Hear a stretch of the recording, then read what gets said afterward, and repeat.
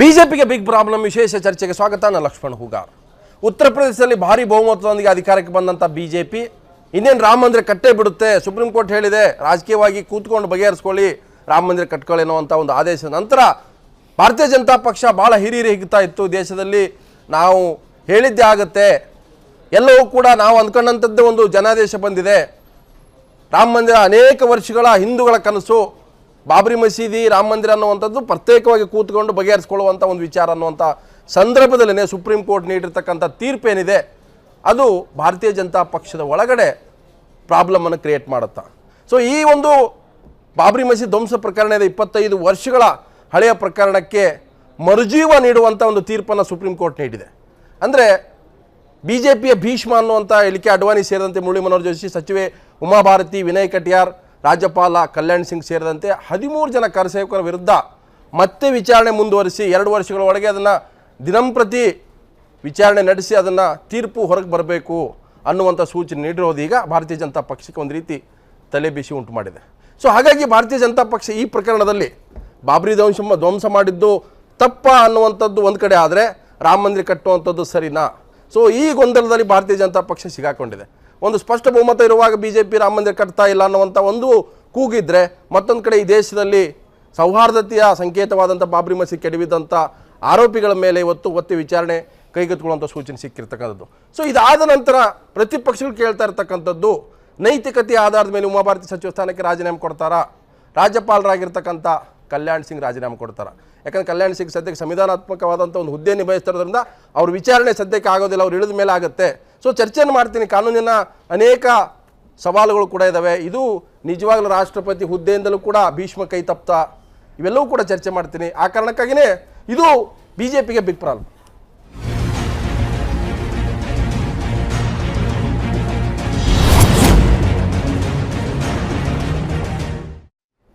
ಈ ಬಾಬರಿ ಮಸೀದಿ ರಾಮ ಮಂದಿರ ವಿವಾದ ಏನಿದೆ ಇದು ಶತಮಾನಗಳ ವಿವಾದ, ಹಳೆಯದು. ಆದರೆ ಇದಕ್ಕೆ ಒಂದು ಚರಿತ್ರೆ ಅಂತ ಶುರುವಾಗಿರೋದು ಭಾರತ ಸ್ವಾತಂತ್ರ್ಯ ನಂತರ 1992 ಡಿಸೆಂಬರ್ 6.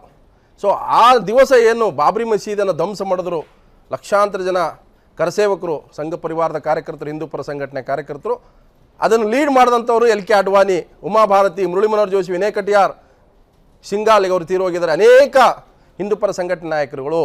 ಅಂದರೆ ಅವರ ಭಾಷಣ, ಅವರ ಪಿತೂರಿ, ಅವರ ತಂತ್ರಗಳಿಂದಾಗಿ ಬಾಬರಿ ಮಸೀದಿ ಧ್ವಂಸ ಆಯಿತು. ಅವ್ರ ಭಾಷಣ ಕೇಳಿ ಬಾಬರಿ ಮಸೀದಿಯನ್ನು ಧ್ವಂಸ ಮಾಡಿದ್ರು. ಸೊ ಅದರ ಮೇಲೆ ಆಗಿರ್ತಕ್ಕಂಥ ಚಾರ್ಜ್ ಶೀಟ್ ಏನಿದೆ CBI, ಆ CBIನ ಚಾರ್ಜ್ ಶೀಟ್ನ ಪ್ರಕಾರವೇ ಲಕ್ನೋ ಕೋರ್ಟು ಅದನ್ನು ತಿರಸ್ಕಾರ ಮಾಡುತ್ತೆ, ಅವ್ರ ಮೇಲೆ ಯಾವುದೇ ರೀತಿಯ ತನಿಖೆ ಬೇಡ, ವಿಚಾರಣೆ ಬೇಡ ಅನ್ನೋದು. ಸೊ ಅದನ್ನು ಪ್ರಶ್ನೆ ಮಾಡಿದಂಥ CBI ಸುಪ್ರೀಂ ಕೋರ್ಟ್ನಲ್ಲಿ ಇವತ್ತು ಸುಪ್ರೀಂ ಕೋರ್ಟ್ ಸ್ಪಷ್ಟವಾಗಿ ಹೇಳಿದೆ, ಕಾಲಮಿತಿ ಅಂದರೆ 2 ವರ್ಷಗಳ ಒಳಗೆ ವಿಚಾರಣೆಯನ್ನು ಮುಗಿಸಿ ತೀರ್ಪನ್ನು ಪ್ರಕಟಿಸಬೇಕಾಗತ್ತೆ. ಸೊ ಇದು ದೊಡ್ಡ ಚಾಲೆಂಜು ಮತ್ತು ದೊಡ್ಡ ಸಮಸ್ಯೆ ಭಾರತೀಯ ಜನತಾ ಪಕ್ಷ ಕಾಡುತ್ತೆ. ಸೊ ನಾನು ಚರ್ಚೆಗೆ ಮೊದಲು ಈ ಬಾಬರಿ ಮಸೀದಿ ಧ್ವಂಸ ಚರಿತ್ರೆಯ ಬಗ್ಗೆ ಒಂದಷ್ಟು ಪಾಯಿಂಟ್ಗಳು ನೋಡ್ಕೊಂಬರೋಣ. ಇವತ್ತು ಹೊರಬಿದ್ದಂಥ ತೀರ್ಪು, ಬಂದಂಥ ಪ್ರತಿಕ್ರಿಯೆಗಳು, ಮುಂದೇನಾಗ್ಬೋದು, ಒಂದಷ್ಟು ಪಾಯಿಂಟ್ಸ್ ನೋಡ್ಕೊಂಬರೋಣ. ಬಾಬರಿ ಮಸೀದಿ ಧ್ವಂಸ ಚರಿತ್ರೆಯನ್ನು ಒಂದ್ಸಲ ನೋಡ್ತಾ ಇದ್ರೆ, ಸತ್ತು ಹೋಗಿದ್ದ 2 ದಶಕಗಳ ಅಂದರೆ 25 ವರ್ಷಗಳ ವಿವಾದಕ್ಕೆ ಮತ್ತೆ ಸುಪ್ರೀಂ ಕೋರ್ಟು ಇವತ್ತು ನೀಡಿದಂಥ ತೀರ್ಪಿನಿಂದ ಮರುಜೀವ ಸಿಕ್ಕಿದೆ. 25 ವರ್ಷಗಳ ಬಾಬರಿ ಮಸೀದಿ ಧ್ವಂಸ ಪ್ರಕರಣದ ಕ್ರಿಮಿನಲ್ ಪ್ರಕರಣ ವಿಚಾರಣೆ ಗ್ರೀನ್ ಸಿಗ್ನಲ್, ಅದು ಕ್ರಿಮಿನಲ್ ಕನ್ಸ್ಪೈರಸಿ ಅನ್ನುವಂಥದ್ದು ಇತ್ತು.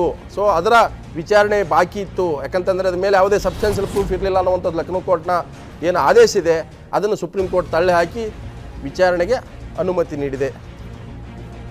ಸಚಿವ ಸ್ಥಾನಕ್ಕೆ ಉಮಾ ಭಾರತಿ, ರಾಜ್ಯಪಾಲ ಹುದ್ದೆಗೆ ಕಲ್ಯಾಣ್ ಸಿಂಗ್ ರಾಜೀನಾಮೆ ಕೊಡ್ತಾರಾ? ಈ ಒಂದು ತೀರ್ಪಿನ ನಂತರ ಪ್ರಶ್ನೆ ಇರೋದು, ಅವರು ಅವರ ಸ್ಥಾನಗಳಿಗೆ ರಾಜೀನಾಮೆ ಕೊಡ್ತಾರಾ? ಯಾಕಂದರೆ ಈ ಪ್ರತಿಪಕ್ಷಗಳು ಕೇಳ್ತಾ ಇರೋದು ಇದೇ ಪ್ರಶ್ನೆ.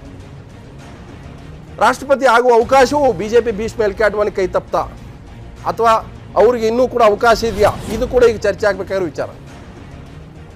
ಬಾಬರಿ ಮಸೀದಿ ಧ್ವಂಸ ತಪ್ಪು ಅನ್ನೋದಾದರೆ ರಾಮ ಮಂದಿರ ನಿರ್ಮಾಣ ಆಗುತ್ತಾ? ಯಾಕಂದರೆ ಇದು ಭಾಳ ಕನ್ಫ್ಯೂಷನ್ ಇರ್ತಕ್ಕಂಥದ್ದು. ಒಂದು ಕಡೆ ನಾವು ಬಾಬರಿ ಮಸೀದಿ ಕೆಡಿದ್ವಿ ಅನ್ನೋವಂಥದ್ದು ಒಪ್ಕೊಂಡಾಗುತ್ತೆ ಈ ಸದ್ಯಕ್ಕೆ ವಿಚಾರಣೆ ಆದರೆ. ಸೊ ಮತ್ತೊಂದು ಕಡೆ ರಾಮ ಮಂದಿರ ನಿರ್ಮಾಣ ಮಾಡಬೇಕನ್ನುವಂಥದ್ದು ಕೂಡ ನಡೀತಾ ಇದೆ. ಸೊ ಇದ್ರ ಮಧ್ಯೆ ಇರ್ತಕ್ಕಂಥ ಒಂದು ದೊಡ್ಡ ಕಂದಕ ಇದೆ, ಆ ಕಂದಕವನ್ನು ತುಂಬುವಂಥ ಕೆಲಸ ಆಗುತ್ತಾ? ನಾವು ಮಾಡಿದ್ದು ಅಪರಾಧ ಅಲ್ಲ, ಎಲ್ಲ ಶಿಕ್ಷೆಯನ್ನು ಎದುರಿಸಲಿಕ್ಕೆ ಸಿದ್ಧ ಎಂದು ಉಮಾ ಭಾರತಿ ಹೇಳಿದ್ದೆ. ಯಾಕೆ ಅಂದರೆ ನಾವು ಮಾಡಿದ್ದು ಸರಿ, ನಮ್ಮ ಕ್ರೈಮ್ ಏನಿದೆ ಅದು ಸರಿ ಅಂತ ಹೇಳಿದ್ದಾರೆ. ಯಾವ ಪಿತೃನಿಲ್ಲ, ಪುಡಿಗಾಸಿಲ್ಲ, ನಾವು ಮಾಡಿದ್ದು ನೇರವಾಗಿ ದಾಳಿ, ನಾವು ನೇರವಾಗಿ ಬಾಬರಿ ಮಸೀದಿಯನ್ನು ಧ್ವಂಸ ಮಾಡಿದ್ವಿ ಅಂತೇಳಿ ಉಮಾ ಭಾರತಿ ಇಂಡೈರೆಕ್ಟಾಗಿ ಒಪ್ಕೊಂಡಂಗಿದೆ ಅದು ಹೇಳಿಕೆ.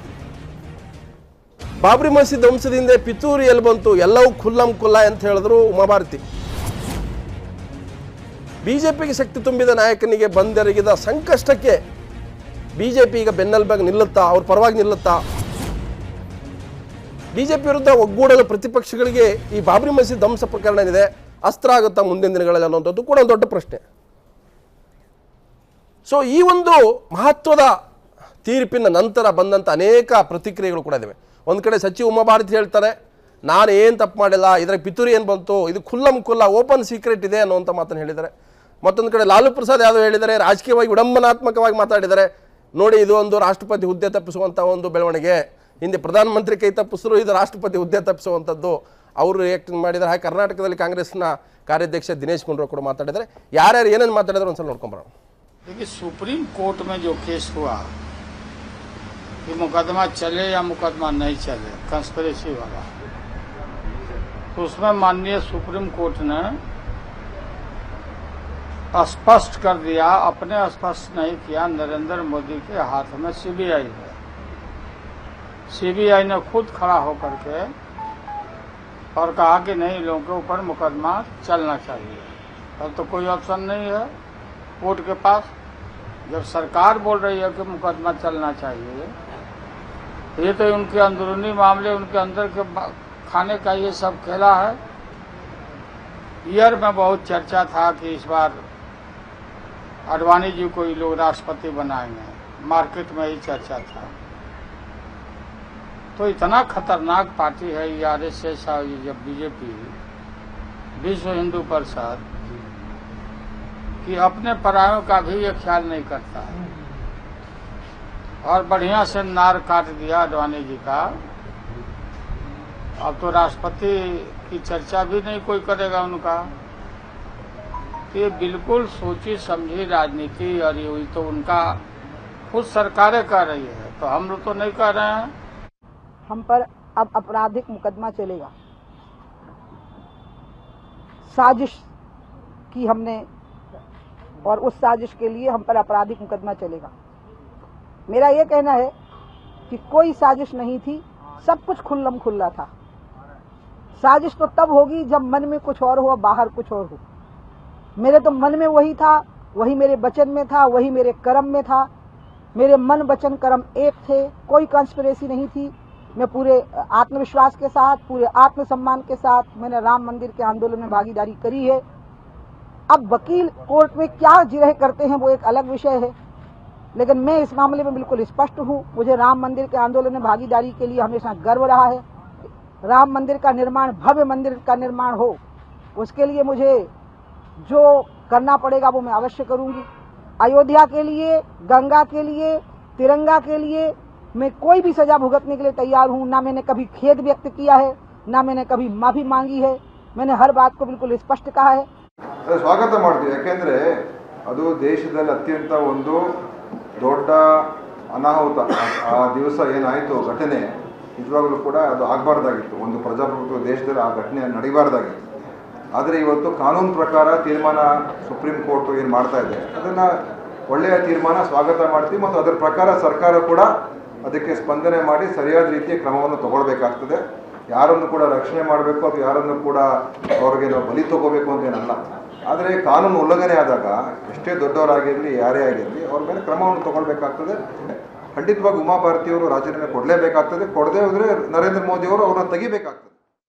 ಸೊ ಈ ಸುಪ್ರೀಂ ಕೋರ್ಟ್ ನೀಡಿದಂಥ ಇವತ್ತಿನ ತೀರ್ಪಿನ ನಂತರ ಏನಾಗಬಹುದು, ಈ ಒಂದು ಪ್ರಕರಣಗಳೇನಿದೆ ಅವ್ರ ಮೇಲೆ ಆ ದಾಖಲೆ ಏನು ಆಗಿರ್ತಕ್ಕಂಥ ಸೆಕ್ಷನ್ಗಳೇನಿದ್ದಾವೆ ಅವುಗಳ ಆಧಾರದ ಮೇಲೆ ವಿಚಾರಣೆಯಾಗಿ ಅಂತಿಮವಾದಂಥ ತೀರ್ಪು ಬಂದಾಗ ಏನು ಚಿತ್ರಣ ಬರುತ್ತೆ, ನಾನು ಚರ್ಚೆ ಮಾಡ್ತೀನಿ. ನನ್ನ ಜೊತೆಗೆ ಹಲವು ಗಣ್ಯರಿದ್ದಾರೆ. ಹಿರಿಯ ವಕೀಲರಾದಂಥ ಶಂಕರಪ್ಪ ಕಾರ್ಯಕ್ರಮ ಸ್ವಾಗತ. ಹಿರಿಯ ಪತ್ರಕರ್ತರು, ನಮ್ಮ ವಿಶ್ಲೇಷಕರಾದಂಥ ಪ್ರಸನ್ನ ಕುಮಾರ್ ಸ್ವಾಗತ. ಹಾಗೆ ಜೆಡಿಯುನ ರಾಜ್ಯಾಧ್ಯಕ್ಷ ಡಾಕ್ಟರ್ MP ನಾಡಗೌಡ ನಿಮಗೂ ಸ್ವಾಗತ. ಹಾಗೆ ಕಾಂಗ್ರೆಸ್ ವಕ್ತಾರಂಥ GA ಬಾವ ಇದ್ದಾರೆ, ನಿಮಗೂ ಸ್ವಾಗತ. ನಾನು ಚರ್ಚೆ ಮಾಡ್ತೀನಿ. ನನ್ನ ಜೊತೆಗೆ BJP ವಕ್ತಾರು ಕೂಡ ಸೇರ್ಕೊಳ್ತಾರೆ ಕೆಲವು ಹೊತ್ತಲ್ಲಿ. ಶಂಕರಪ್ಪನವರೇ, ಇವತ್ತು ಪೊಲಿಟಿಕಲ್ ನಾವು ಡಿಬೇಟ್ ಮಾಡೋದು ಬೇರೆ ವಿಚಾರ, ಆದರೆ ಇವತ್ತಿನ ಇರ್ತಕ್ಕಂಥ ಮರುಜೀವ, ಸೊ ಕ್ರಿಮಿನಲ್ ಕನ್ಸ್ಪೈರಸಿ, ಲಕ್ನೋ ಹೈಕೋರ್ಟ್ ಅದನ್ನು ತಳ್ಳಿ ಹಾಕಿತ್ತು, CBIನ ಮೇಲ್ಮನವಿನ. ಇದ್ರಿಗೇನು ಸಬ್ಸ್ಟಾನ್ಷಿಯಲ್ ಪ್ರೂಫ್ ಇಲ್ಲ ಅನ್ನುವಂಥದ್ದು. ಸೊ ಈ ಸುಪ್ರೀಂ ಕೋರ್ಟ್ ಹೋಗಿರೋದು CBIನೇ.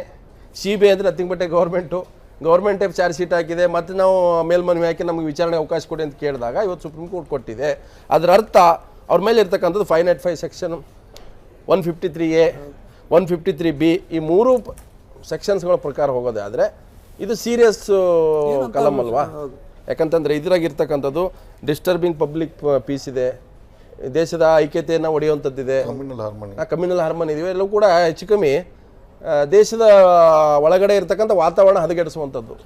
ನೋಡಿ, ಈ ಅಫೆನ್ಸ್ಗಳು ಅಪರಾಧದ ಪ್ರಮಾಣ ತಗೊಂಡ್ರೆ ಭಾಳ ಚಿಕ್ಕದೇನೆ, ಬಟ್ ಅದ್ರಲ್ಲಿ ನಡೆದಿರ್ತಕ್ಕಂಥ ಅಪರಾಧದ ಪ್ರಕ್ರಿಯೆಗಳು ಬಹಳ ದೊಡ್ಡ ಪ್ರಮಾಣದ ಆಕ್ಷನ್ ಇದೆಯಲ್ಲ, ಬಹಳ ದೊಡ್ಡ ಪ್ರಮಾಣದ ಪರಿಣಾಮ, ಕೆಟ್ಟ ಪರಿಣಾಮ ದೇಶದ ಮೇಲೆ, ಜನಗಳ ಮೇಲೆ ಮತ್ತು ಧರ್ಮಗಳ ಮೇಲೆ ಕೆಟ್ಟ ಪರಿಣಾಮ ಬೀರುವಂಥ ಒಂದು ದೊಡ್ಡ ಅಪರಾಧ ಮಾಡಿರ್ತಕ್ಕಂಥ. ಬಟ್ 25 ವರ್ಷಗಳ ನಂತರ ಮರುಜೀವ ತುಂಬಿರ್ತಕ್ಕಂಥದ್ದು ಸುಪ್ರೀಂ ಕೋರ್ಟ್ ಇದೆಯಲ್ಲ, ಖಂಡಿತವಾಗ್ಲೂ ಸಹ ಇದನ್ನು ಸ್ವಾಗತ ಮಾಡಬೇಕು, ಇಲ್ಲ ಅಂತಲ್ಲ. ಬಟ್ ಇದರಿಂದ ಎಲ್ಲೋ ಒಂದು ಕಡೆ ಬಿ ಜೆ ಪಿಗೂ ಬಹಳ ಖುಷಿಯಾಗಿದೆ ಅಂತ. ಬಿ ಜೆ ಪಿಗೆ ಯಾಕೆ ಖುಷಿಯಾಗಿದೆ ಅಂದರೆ, ಇಲ್ಲಿ ಬಿ ಜೆ ಪಿಯನ್ನು 2 ವರ್ಗಗಳಾಗಿ ನಾವು ಮಾಡ್ಬೋದು. ಹಿರಿಯ ನಾಯಕರುಗಳ ವರ್ಗ ಒಂದು ಮತ್ತು ಇತ್ತೀಚಿನ ಯುವ ವರ್ಗ ಅಂತ. ಹಿರಿಯ ನಾಯಕರ ವರ್ಗದ ಬಿ ಜೆ ಪಿನ ಈಗ ಆಲ್ರೆಡಿ ಸಂಪೂರ್ಣವರೆಗೂ ನಿರ್ಲಕ್ಷ್ಯ ಮಾಡಿರ್ತಕ್ಕಂಥದ್ದು ಬಿ ಜೆ ಪಿ ಎಲ್ಲರಿಗೂ ಜಗಜ್ಜಾಹಿರವಾಗಿ ಜಗತ್ತಿಗೆ ಕೊಟ್ಟಿರ್ತಕ್ಕಂಥ. ಲೀಗಲ್ ಇದಕ್ಕೆ ಸಂಬಂಧ ಅಂತ ಈ ಪ್ರಕ್ರಿಯೆನೇ ಬೇರೆ, ಲೀಗಲ್ ಅಲ್ಲಿಂದ ಸ್ಟಾರ್ಟ್ ಆಗುತ್ತಲ್ಲ ಓದಿದ್ದು. ಹಾಗಾಗಿ ಮುಂಬರುವಂಥ ಹಿರಿಯರನ್ನು ಸಕ್ರಿಯವಾಗಿ ಬಿ ಜೆ ಪಿಯಲ್ಲಿ ತೊಡಗಿಸ್ಕೊಳ್ಳುವಂಥ ನಿಟ್ಟಿನಲ್ಲಿ ದೂರ ತಳ್ಳುವಂಥ ಪ್ರಕ್ರಿಯೆಗೆ ಸುಪ್ರೀಂ ಕೋರ್ಟ್ ಮುಖಾಂತರ ಒಂದು ಆದೇಶ ಇವತ್ತು ಮತ್ತೆ ಮರುಜೀವ ತುಂಬಿಸಿದ್ದಾರೆ ಅಂದರೆ ತಪ್ಪಾಗಲಾರದು ಅಂತಕ್ಕಂಥದ್ದು ನನ್ನ ಅಭಿಪ್ರಾಯ ಅಷ್ಟೇ. ನನ್ನ ಅಭಿಪ್ರಾಯ ಸಿಬಿಐ ಅಪೀಲ್ ಅಲ್ಲ, CBI appeal or CBI appeal it is ultimately Supreme Court decision. Supreme Court ಈಗ ಜಯಲಲಿತಾ ಕೇಸಲ್ಲಿ ನೆಕ್ ಮೂಮೆಂಟಲ್ಲಿ ಯಾವ ಥರ ಜಡ್ಜ್ಮೆಂಟ್ ಬಂದು ಅದೇ ರೀತಿಯಾಗಿರ್ತಕ್ಕಂಥ ಜಡ್ಜ್ಮೆಂಟು ಇವತ್ತೂ ಸಹ ಬಂದಿದೆ ಅಂದರೆ ತಪ್ಪಾಗಲಾರದು. ಅನೇಕ ಜನ ಹೋಲಿಕೆ ಮಾಡ್ತಾ ಇದ್ದಾರೆ, ಅನೇಕ ಮಾಧ್ಯಮಗಳಲ್ಲಿ ಇದೇ ರೀತಿಯಲ್ಲಿ ಅರ್ಥ ಬರ್ತಾ ಇದೆ. ಸೊ ಹಾಗಾಗಿ ನಾನು ಹೇಳುವಂಥದ್ದು, ಇವತ್ತು ಈ ಒಂದು ತೀರ್ಪು ಅದ್ವಾನಿಯವ್ರನ್ನ ಪ್ರಧಾನಮಂತ್ರಿ ಏನು ರಾಷ್ಟ್ರಪತಿಗಳನ್ನು ಇದರಿಂದ ಏನೋ ನೇಮಕಾತಿಯಿಂದ ದೂರ ಇರಿಸುವಂಥ ಪ್ರಯತ್ನಗಳು ಆಗ್ತದೆ ಅಂತ ಒಂದು. ಎರಡನೇ ವಿಚಾರ, ಈಗ ಉಮಾಭಾರತಿಯವರು ಅನೇಕ ಸಂದರ್ಭದಲ್ಲಿ ನೇರವಾಗಿ ನಾವು ಮಾಡಿದ್ದೆ ಇವತ್ತು ಹೇಳಿದ್ರೆ ಓಪನ್ ಸೀಕ್ರೆಟ್ ಕುಲ್ಲಂ ಕುಲ್ಲ ಇದೆ, ಇಲ್ಲ ಇನ್ವಾಲ್ವ್ಡ್ ಅಂತ ಹೇಳಿದಾರೆ ಓಪನ್ ಆಗಿ. ಇದನ್ನ ನೀವು ಯಾವ ತರ ಕನ್ಫ್ಯೂಸ್ ಆಗಿ ಕನ್ವರ್ಟ್ ಮಾಡೋದು? ದಿಸ್ ಕನ್ಫೆಷನ್, ಈ confession statement that can be tested before the court. ಯಾರಾದ್ರೂ ಮರ್ಡರ್ ಮಾಡೋದು ಒಪ್ಕೊಂಡ್ಬಿಟ್ರು ಸಹ that has to be tested ಅಂತ. ಕರೆಕ್ಟ್. ಸೊ ಪೂರಕವಾಗಿರ್ತಕ್ಕಂಥ ಸಾಕ್ಷ್ಯಾಧಾರಗಳ ಮುಖಾಂತರ ನಾನು ಟೆಸ್ಟ್ ಮಾಡಿ ಕೋರ್ಟ್ ಅವರು ಕನ್ವಿಕ್ಷನ್ ಕೊಡುವಂಥ ಸಾಧ್ಯತೆಗಳು ತಳ್ಳಿ ಹಾಕುವಂತಿಲ್ಲ. ಆದರೆ ಇಲ್ಲಿ ವಿಚಾರ, ಈಗ ಅನೇಕ ಕುತೂಹಲ ಕೇಸ್ಗಳು ಯಾವುದೇ ಇದಾವೆ, ಸೆನ್ಸೇಷನಲ್ ಕೇಸಸ್ ಯಾವುದಿವೆ, ಅನೇಕ ಸಂದರ್ಭದಲ್ಲಿ ಖುಲಾಸೆ ಆಗಿರ್ತಕ್ಕಂಥದ್ದೇ ನಾವು ಕಾಣ್ತೇವೆ. ಸಾಕ್ಷ್ಯಾಧಾರಗಳ ಬಟ್ ಇಲ್ಲಿ ಇರ್ತಕ್ಕಂಥ 13 ಜನರ ಮೇಲೆ ಯಾವುದು ಕೂಡ ಅಕ್ವಿಟಲ್ ಆಗಿಲ್ಲ ಅಲ್ಲ. ಅದು ಇದರಲ್ಲೇ ಇದು ಸ್ಪೆಷಾಲಿಟಿ ಏನಂದ್ರೆ, ಇಲ್ಲಿ ಅಕ್ವಿಟಲ್ ಅಂತ ಪ್ರಶ್ನೆ ಇಲ್ಲ. ಮೊದಲು 227 of application CRPC discharge application ಕರೀತಾರೆ. ಆ ಡಿಸ್ಚಾರ್ಜ್ ಅಪ್ಲಿಕೇಶನ್ ಅಲೋ ಮಾಡಿ ಇವ್ರ ಮೇಲೆ ಯಾವುದೇ ಕಾರಣಕ್ಕೂ ಸಹ ಟ್ರಯಲನ್ನು ಕೊಡುವಂಥ ಅವಶ್ಯಕತೆ ಇಲ್ಲ, ಇವ್ರನ್ನ ಡಿಸ್ಚಾರ್ಜ್ ಮಾಡಿ ಅಂತ ಹೇಳ್ಬಿಟ್ಟು ಕೋರ್ಟ್ ಅವರು ಆದೇಶ ಮಾಡಿ ಅದರ ವಿರುದ್ಧ ಸುಪ್ರೀಂ ಕೋರ್ಟ್ ಅವ್ರಿಗೆ CBI ಹೋಗಿತ್ತು. ಈಗ ಸುಪ್ರೀಂ ಕೋರ್ಟ್ ಅವರು ಇಂಥ ಸಂದರ್ಭದಲ್ಲಿ ರಿಮೈಂಡ್ ಮಾಡಿ ಟೈಮ್ ಫಿಕ್ಸ್ ಬೌಂಡ್ ಮಾಡಿ 2 ವರ್ಷಗಳಲ್ಲಿ ನೀವು ಟ್ರಯಲನ್ನು ಕಂಪ್ಲೀಟ್ ಮಾಡಿ ಅಂತಿಮ ತೀರ್ಮಾನವನ್ನು ತೆಗೆದುಕೊಳ್ಳಿರ್ತಕ್ಕಂಥ ಆದೇಶವನ್ನು ಕೊಟ್ಟಿರ್ತಕ್ಕಂಥದ್ದು. ಅದು ನನ್ನ ಪ್ರಕಾರವಾಗಿ BJPಗೆ ಏನು ತೊಂದರೆ ಆಗೋದಿಲ್ಲ, BJPಗೇನು ತೊಂದರೆ ಆಗುತ್ತೆ. ಅದು BJPಗೂ ಬೇಕಾಗಿತ್ತು ಈಗಿನ ಪರಿಸ್ಥಿತಿಯಲ್ಲಿ ಅಂತ ನನ್ನ ಅಭಿಪ್ರಾಯ. ಸೊ ಸೆಟ್ರೇಟ್ ಮಾಡ್ಕೊಳ್ಳೋಕ್ಕೆ. ಎಸ್, ನಾನು ಬಾವರ್ ನೀವು ಆಫೀಸರ್ನ ಕೇಳ್ತೀನಿ, ಈಗ ಇರ್ತಕ್ಕಂಥ ಟ್ರಯಲ್ ಏನಿದೆ, CBI ಪಾತ್ರ ಏನಿಲ್ಲ ಅಲ್ಲಿ. ನೀವು ಸ್ಪೆಷಲ್ ಕೋರ್ಟಲ್ಲಿ ಹೋಗಿ ಡೇ ಬೈ ಡೇ ಅಲ್ಲಿ ಹಿಯರಿಂಗ್ ನಡೆಯುತ್ತೆ, ಅಟೆಂಡ್ ಆಗಬೇಕು, ಅಥವಾ ಅವ್ರ ಪರವಾಗಿ ವಕೀಲರು ಹೋಗ್ತಾರೆ. ಸೊ ಈಗ ಆಲ್ರೆಡಿ ಚಾರ್ಜ್ ಶೀಟ್ ಇದೆ. ಸೊ ಚಾರ್ಜ್ ಶೀಟನ್ನು ಮತ್ತೆ ಓಪನ್ ಮಾಡಿ ಮತ್ತೆ ಹಿಯರಿಂಗ್ ಮಾಡ್ದಂಗೆ 2 ವರ್ಷಕ್ಕೆ ಮುಗಿಸ್ಬೇಕಾಗಿರೋದು. ಸೊ ಒಂದು ಕಡೆ ಕಾನ್ಸ್ಪಿರಸಿ ಅಂತ ಹೇಳಿದ್ರೆ, ಇನ್ನೊಂದು ಕಡೆ ಓಪನ್ ಸ್ಟೇಟ್ಮೆಂಟ್ ಕೊಡ್ತಿದ್ದಾರೆ, ಮತ್ತೊಂದು ಕಡೆ ಇರ್ತಕ್ಕಂಥದ್ದು ಇಲ್ಲಿ ಪೊಲಿಟಿಕಲ್ ಇಕ್ವೇಷನ್ಸ್ ಇದೆ. ಸೊ ಏನಿದ್ರು ಕೂಡ ನಾವು ಲಾ ಹೊತ್ತು ಹೋದರೆ ಇದು ಕೇಸ್ ಏನಿದೆ ಇದು ಕ್ಲೋಸ್ ಆಗಿಲ್ಲ, it's open case. Actually Raebareli ಕೋರ್ಟಲ್ಲಿ ಟ್ರಯಲ್ ನಡೀತಾ ಇದೆ, 120B ಎಲ್ಲ 120B ಸಮೇತ. ಇದು 120B ಅಂದರೆ ಏನಂತಂದರೆ, ಫಾರ್ ನಾನು ಒಂದು ಎಕ್ಸಾಂಪಲ್ ಹೇಳ್ತೇನೆ. ಒಂದು ಮರ್ಡರ್ ಆಗುತ್ತೆ, ಮರ್ಡ್ರ್ ಎಲ್ಲ ಮಂಗಳೂರಿನಲ್ಲಿ ಆಗಿರ್ಬೋದು, ಇಲ್ಲಿ ಬೆಂಗಳೂರಿನಲ್ಲಿ ಕೂತ್ಕೊಂಡು ಕಾನ್ಸ್ಪಿರಸಿ ಮರ್ಡರ್ ಮಾಡಬೇಕು, ನೀನು ಹೊಡಿಬೇಕು, ಮಾಡಬೇಕು, ಇದನ್ನ ಎಲ್ಲ ಸೇರಿ ಅವನು ಅಂದರೆ 120B ಅಂದರೆ ಇವನು ಅದರ ಅರ್ಥ ಇಲ್ಲಿ ಮಾಡಿದವನಿಗೆ ಎಷ್ಟು ಶಿಕ್ಷೆ ಇದೆಯೋ, ಎಷ್ಟು ಅಪರಾಧಿಯೋ ಅಷ್ಟೇ ಇಲ್ಲಿ ಬೆಂಗಳೂರಿನಲ್ಲಿ ಕೂತವನಿಗೆ ಕೂಡ ಅಪರಾಧಿ. ಅವನಿಗೆ ಜೀವಾವಧಿ ಶಿಕ್ಷೆ ಆಗಿದ್ರೆ 120B ಪ್ರೂವ್ ಆಗಿದ್ರೆ ಇವನಿಗೆ ಕೂಡ ಜೀವಾವಧಿ ಶಿಕ್ಷೆ ಆಗುತ್ತೆ. ಅದೇ ತರ ಇದರಲ್ಲಿ ಅಲ್ಲಿ ಆ ಗುಂಬಜ್ ಹೊಡೆದವರು ಒಂದು 67-70 ಜನ ಸ್ಪೆಷಲ್ ನೇಮ್ ಆಗಿ ಆ ಬ್ಯಾರಿಕೇಡ್ ಹೊಡೆದು ಒಳಗೆ ಹೋಗ್ತಾರೆ. ಯಾವಾಗ ಹೋಗ್ತಾರೆ ಅಂತಂದ್ರೆ ಇವ್ರು 3 ಜನ ಸ್ಪೀಚ್ ಮಾಡ್ತಾರೆ ಅಲ್ಲಿ ಪಕ್ಕದಲ್ಲಿ, ಹೌದೌದು, ದೊಡ್ಡ ಸಭೆಯಲ್ಲಿ ಪಕ್ಕದಲ್ಲಿ ನಿಂತುಕೊಂಡು ಈ 3 ಜನ, ಮುರಳಿ ಮನೋಹರ್ ಜೋಶಿ, AK ಅದ್ವಾನಿ ಮತ್ತು ವಿನಯ್ ಕಟಿಯಾರ್ ಇವರೆಲ್ಲ ಭಾಷಣ ಮಾಡಿದ ಕೂಡಲೇ ಜನರು ರೊಚ್ಚಿಗೆ ಹೇಳ್ತಾರಲ್ಲಿ. ರೊಚ್ಚಿ ಹೇಳಿದ ಕೂಡಲೇ ಅವ್ರದ್ದು ಅದು ಸುತ್ತ ಬ್ಯಾರಿಕೇಡ್ ಇರುತ್ತೆ, ಬ್ಯಾರಿಕೇಡ್ ಹೊಡೆದು ಮುಂದೆ ಹೋಗ್ತಾರೆ. ಇವ್ರು ಯಾರು ಹೋಗಬೇಡಿ ಯಾರು ಹೇಳಲ್ಲ, ಹೋಗಬೇಡಿ ಅಂತ ಹೇಳಲ್ಲ, ಪ್ರಚೋದನೆ ಮಾಡಿದ್ರು ಬಿಟ್ಟರು. ಅದ್ರ ನಂತರ ಅಲ್ಲಿ ಒಂದು ಇದರಲ್ಲಿ IB ಆಫೀಸರ್ಸ್ ಕೂಡ ಒಂದು ರಿಪೋರ್ಟ್ ಕೊಟ್ಟಿರ್ತಾರೆ ಇದರಲ್ಲಿ ಈ ಕೇಸಲ್ಲಿ. 10 ತಿಂಗಳ ಹಿಂದೆ ಇವರು ಪ್ರಿಪೇರ್ ಮಾಡಿದ್ದಾರೆ ಇದನ್ನ ಹೊಡಿಬೇಕು ಅಂತ. ಗುದ್ಲಿ, ಕತ್ತಿ, ದೊಣ್ಣೆ ಏನ್ ಬೇಕು, ಇದು ಅದ್ರ ಬೇಕಾದ ಯಾವ್ದು ಹುಕ್ಸು ಎಲ್ಲರೂ ರೆಡಿ ಮಾಡಿ ತೊಗೊಂಡೋಗಿರ್ತಾರೆ. ಅಂದ್ರೆ ಬರೀ ಕರಸೇವಲ್ಲಿ ಪಕ್ಕದಲ್ಲಿ ರಾಮಚಬುತ್ರದಲ್ಲಿ ಪೂಜೆ ಮಾಡಬೇಕು ಅಂತ ಅಷ್ಟಕ್ಕೆ ಹೋಗಿದ್ದಲ್ಲ ಅವರು.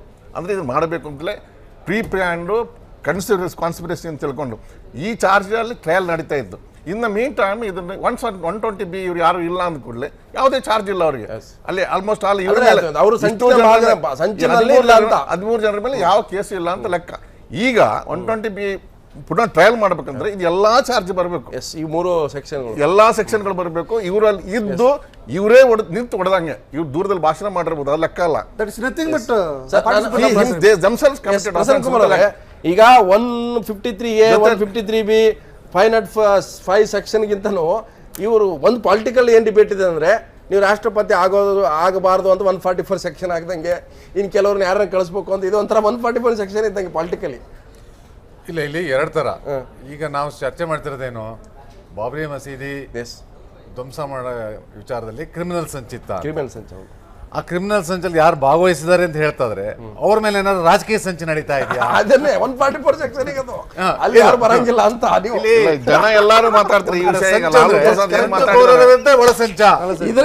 ಇದು ಇರ್ತಕ್ಕಂಥದ್ದು ಒಂದು ವಿಚಾರ. ಈಗ ದೇಶದಲ್ಲಿ ಏನಾಗಿದೆ ಈಗ ಇಡೀ ವಿಚಾರ ನೋಡಿದ್ರೆ ನಮ್ಗೆ ನ್ಯಾಯಾಂಗ ವ್ಯವಸ್ಥೆ ಬಗ್ಗೆ ಒಂದು ಕನಿಕರ ಪಡಬೇಕು, ಏನ್ ಮಾಡ್ಬೇಕು ಅನ್ನೋದು ಅರ್ಥ ಆಗುತ್ತೆ. ಒಂದು ಸಣ್ಣ ಆರೋಪಗಳ ಬಗ್ಗೆ ಒಂದು ತನಿಖೆ ಮಾಡಿ ಒಂದು ನಿರ್ಧಾರಕ್ಕೆ ಬರೋಕೆ 25 ವರ್ಷ ಬೇಕು ಅಂತ ಹೇಳಿದ್ರೆ ನಾವು ಯಾವ ರೀತಿ ನ್ಯಾಯದಾನ ವ್ಯವಸ್ಥೆ ಇಟ್ಕೊಂಡಿದೀವಿ ಅನ್ನೋದು ಒಂದು. ಸರ್, ಇದು ವಿಚಾರಣೆ ಬೇಡ ಅಂತ ಆಮೇಲೆ ತನಿಖೆ ಮಾಡಿ 2017ರಲ್ಲಿ ತನಿಖೆ ಮಾಡ್ತಿರ್ತಕ್ಕಂಥ ಯಾರು ದೇಶದ ಅತ್ಯುನ್ನತ ತನಿಖಾ ಸಂಸ್ಥೆ CBI.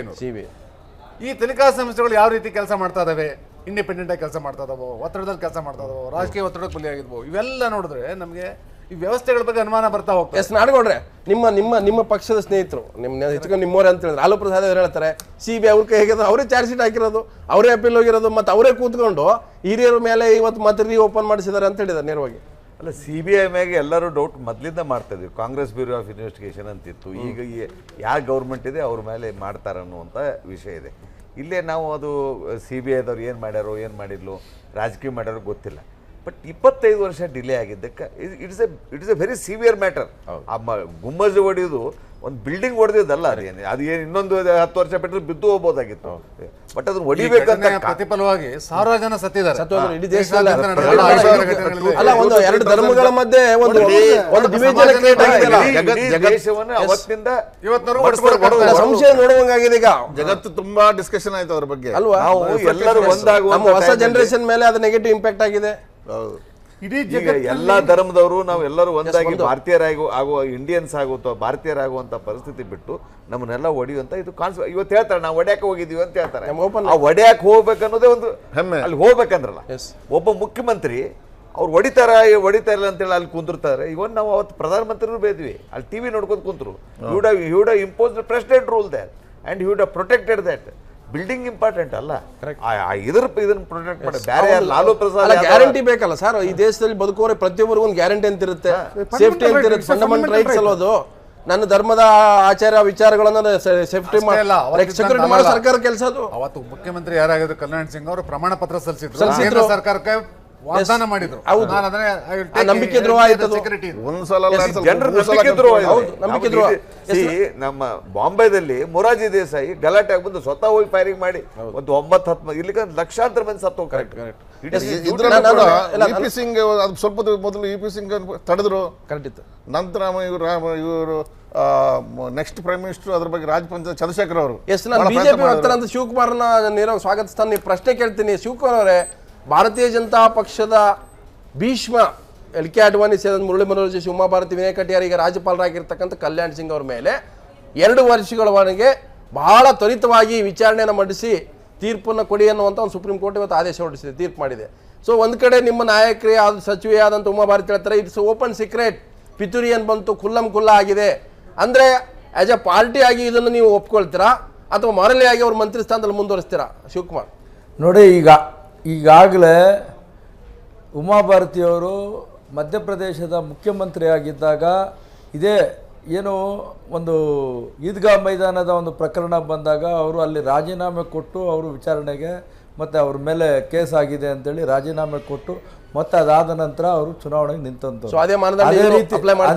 ಅದೇ ರೀತಿ ಅದ್ವಾನಿ ಅವರು ಕೂಡ ಒಂದು ಸಣ್ಣ ಆರೋಪ ಬಂದಾಗ ರಾಜೀನಾಮೆ ಕೊಟ್ಟು ಮತ್ತೆ ಚುನಾವಣೆಗೆ ಹೋದಂಥವ್ರು.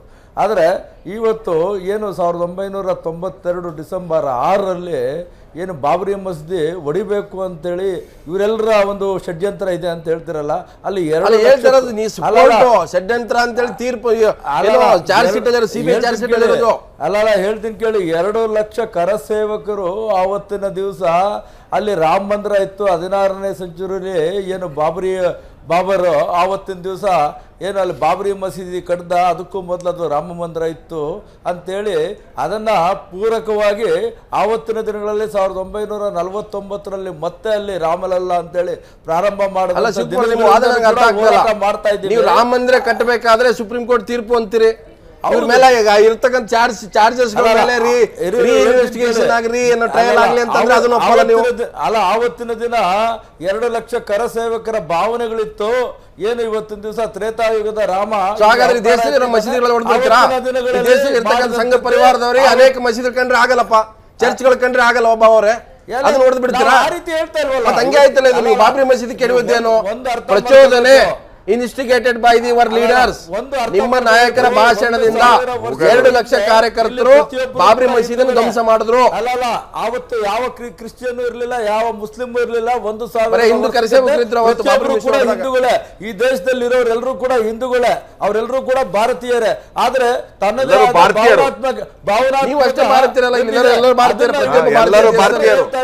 ಇವತ್ತಲ್ಲಿ ರಾಮ ಮಂದಿರ ಇತ್ತು ಅಂತೇಳಿ ಅವತ್ತಿನ ಏನೋ ಒಂದು ಕಾರಣದಿಂದ ಅವತ್ತು ಬಾಬ್ರಿ ಮಸೀದಿ. ಆವತ್ತಿನ ದಿನಗಳಲ್ಲಿ ಸನ್ಮಾನ್ಯ ಪ್ರಧಾನಮಂತ್ರಿಗಳಾದ PV ನರಸಿಂಹರಾವ್ ಅವರಿದ್ರು. ಅವತ್ತಿನ ದಿವಸ ಚೀಫ್ ಮಿನಿಸ್ಟರ್ ಆಗಿ ಕಲ್ಯಾಣ್ ಸಿಂಗ್ ಕೊಟ್ಟಿದ್ರು, ಪತ್ರ ಕೊಟ್ಟಿದ್ರಲ್ಲ, ಪತ್ರ ಕೊಟ್ಟಿದ್ರು. ಆದ್ರೂ ಕೂಡ ಆವತ್ತಿನ ದಿವಸ ಸನ್ಮಾನ್ಯ PV ನರಸಿಂಹರಾವ್ ಅವರು ಪರೋಕ್ಷವಾಗಿ ಎಲ್ಲ ರೀತಿಯ ಸಹಕಾರ ಕೊಟ್ಟಿದ್ದಕ್ಕೆ ಆವತ್ತಿನ ದಿವಸ ಕರಸೇವಕರು ಬಾಬ್ರಿ ಮಸೀದಿಯನ್ನು ಹೊಡೆದಿದ್ದು.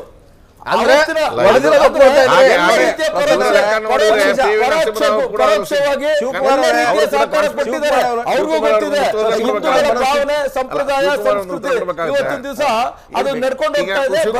ಹಾಗಾಗಿ ಈಗ ನೀವೇ ಲೆಕ್ಕದಲ್ಲಿ PV ನರಸಿಂಹರಾವ್ ಅವರು ಕೂಡ ಈ ಕಾನ್ಸ್ಪಿರಸಿ ಇದ್ರು ಅಂತ ಲೆಕ್ಕದಲ್ಲಿ ಮಾತಾಡ್ತಾರೆ. ಖಂಡಿತ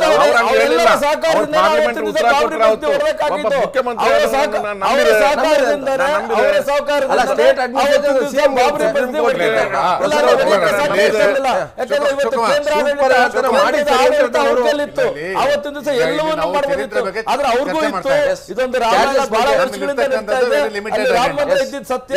ಹಾಗಾಗಿ ರಾಮ ಮಂದಿರ ಇದ್ರು. ಅದಾದ್ಮೇಲೆ PV ನರಸಿಂಹರಾವ್ ಲೆಬ್ರಾನ್ ಕಮಿಟಿ ಆಯೋಗ ಮಾಡಿದ್ರು. ಲೆಬ್ರಾನ್ ಆಯೋಗ ಒಂದು ಮಾಡಿದ್ರು. ಒಂದ್ ನಿಮಿಷ ಪ್ರಸನ್ನ ಅವ್ರು, ಈಗ ಶಿವಕುಮಾರ್ ಹೇಳ್ತಾರೆ ಅವರು ಟೋನ್ ಏನಿದೆ, ಉಮಾಭಾರತಿ ಟೋನ್ ಇದೆ. ನಾವು ಮಾಡಿದ್ವಿ 2 ಲಕ್ಷ ಕಾರ್ಯಕರ್ತರು ಸೇರಿದ್ರು. ನೀವು ಹೇಳಿದ್ರು ಪ್ರಧಾನಮಂತ್ರಿಗಳು ನರಸಿಂಹರಾವ್ ನಮ್ಗೇನು ಆಗಲ್ಲ ಅಂತ ಹೇಳಿದ್ರೆ, ನರಸಿಂಹನ್ ಹೇಳ್ತಾರೆ CM ನನಗೆ ಭರವಸೆ ಕೊಟ್ಟಿದ್ರು ಅಂತ ಅವ್ರು ಹೇಳ್ತಾರೆ. ಅಲ್ಲ, ಈಗ ಶಿವಕುಮಾರ್ ಅವರು ಚರಿತ್ರೆ ವಿಚಾರಗಳನ್ನ ಹೇಳ್ತಾ ಇದ್ದಾರೆ. ಈಗ ನಾವು ಚರಿತ್ರೆ ವಿಚಾರದ ಚರ್ಚೆಗೂ ಕೂತಿಲ್ಲ ಅಥವಾ ಚರಿತ್ರೆನ ಸರಿಪಡಿಸೋಕೆ ಕೂತಿಲ್ಲ. ಸರಿನೂ ಆಗಲ್ಲ, ಈಗ ಅದು ಸರಿಪಡಿಸೋಕು ನಮ್ಗೆ ಆಗೋದಿಲ್ಲ. ಚರಿತ್ರೆ ಏನೇನೋ ನಡೀತದೆ. ಹೌದು. ಈಗ ಬ್ರಿಟಿಷ್ ಅವರು ಇದ್ದಾಗ ನಮ್ಮ ಮೇಲೆ ಎಷ್ಟೋ ಸಲ ಗೋಲಿಬಾರ್ ಮಾಡಿದ್ದಾರೆ. ಈಗ ನಾವು ಹೋಗಿ 3 ಕೇಸ್ ಬುಕ್ ಮಾಡೋಕ್ಕಾಗೋದಿಲ್ಲ. ಹೌದು, ಇದರ ಪರಿಸ್ಥಿತಿ ಇದೆ. ಹಿಂದೆ ದೊಡ್ಡ ದೊಡ್ಡ ಯುದ್ಧಗಳಾಗಿದ್ದಾವೆ ಈ ದೇಶದಲ್ಲಿ. ಈಗ ನಾವು ಅವ್ರ ಮೇಲೆಲ್ಲ ಕೇಸ್ಗಳು ಬುಕ್ ಮಾಡೋಕ್ಕಾಗೋದಿಲ್ಲ. ಅಂತ ಪರಿಸ್ಥಿತಿಯಲ್ಲಿ ನಾವಿದ್ದೀವಿ. ಈಗ ಇರ್ತಕ್ಕಂಥದ್ದೇನು ನಮ್ಮ ಮುಂದೆ ಚರ್ಚೆಗಿರ್ತಕ್ಕಂಥದ್ದು, ಈ 13 ಜನ ಗಣ್ಯರು ಈ ಕ್ರಿಮಿನಲ್ ಒಳಸಂಚಿನಲ್ಲಿ ಭಾಗಿಯಾಗಿದ್ದಾರೋ ಇಲ್ವೋ ವಿಚಾರ ದೇಶದಲ್ಲಿ ಬಂದಿದೆ. ಸುಪ್ರೀಂ ಕೋರ್ಟ್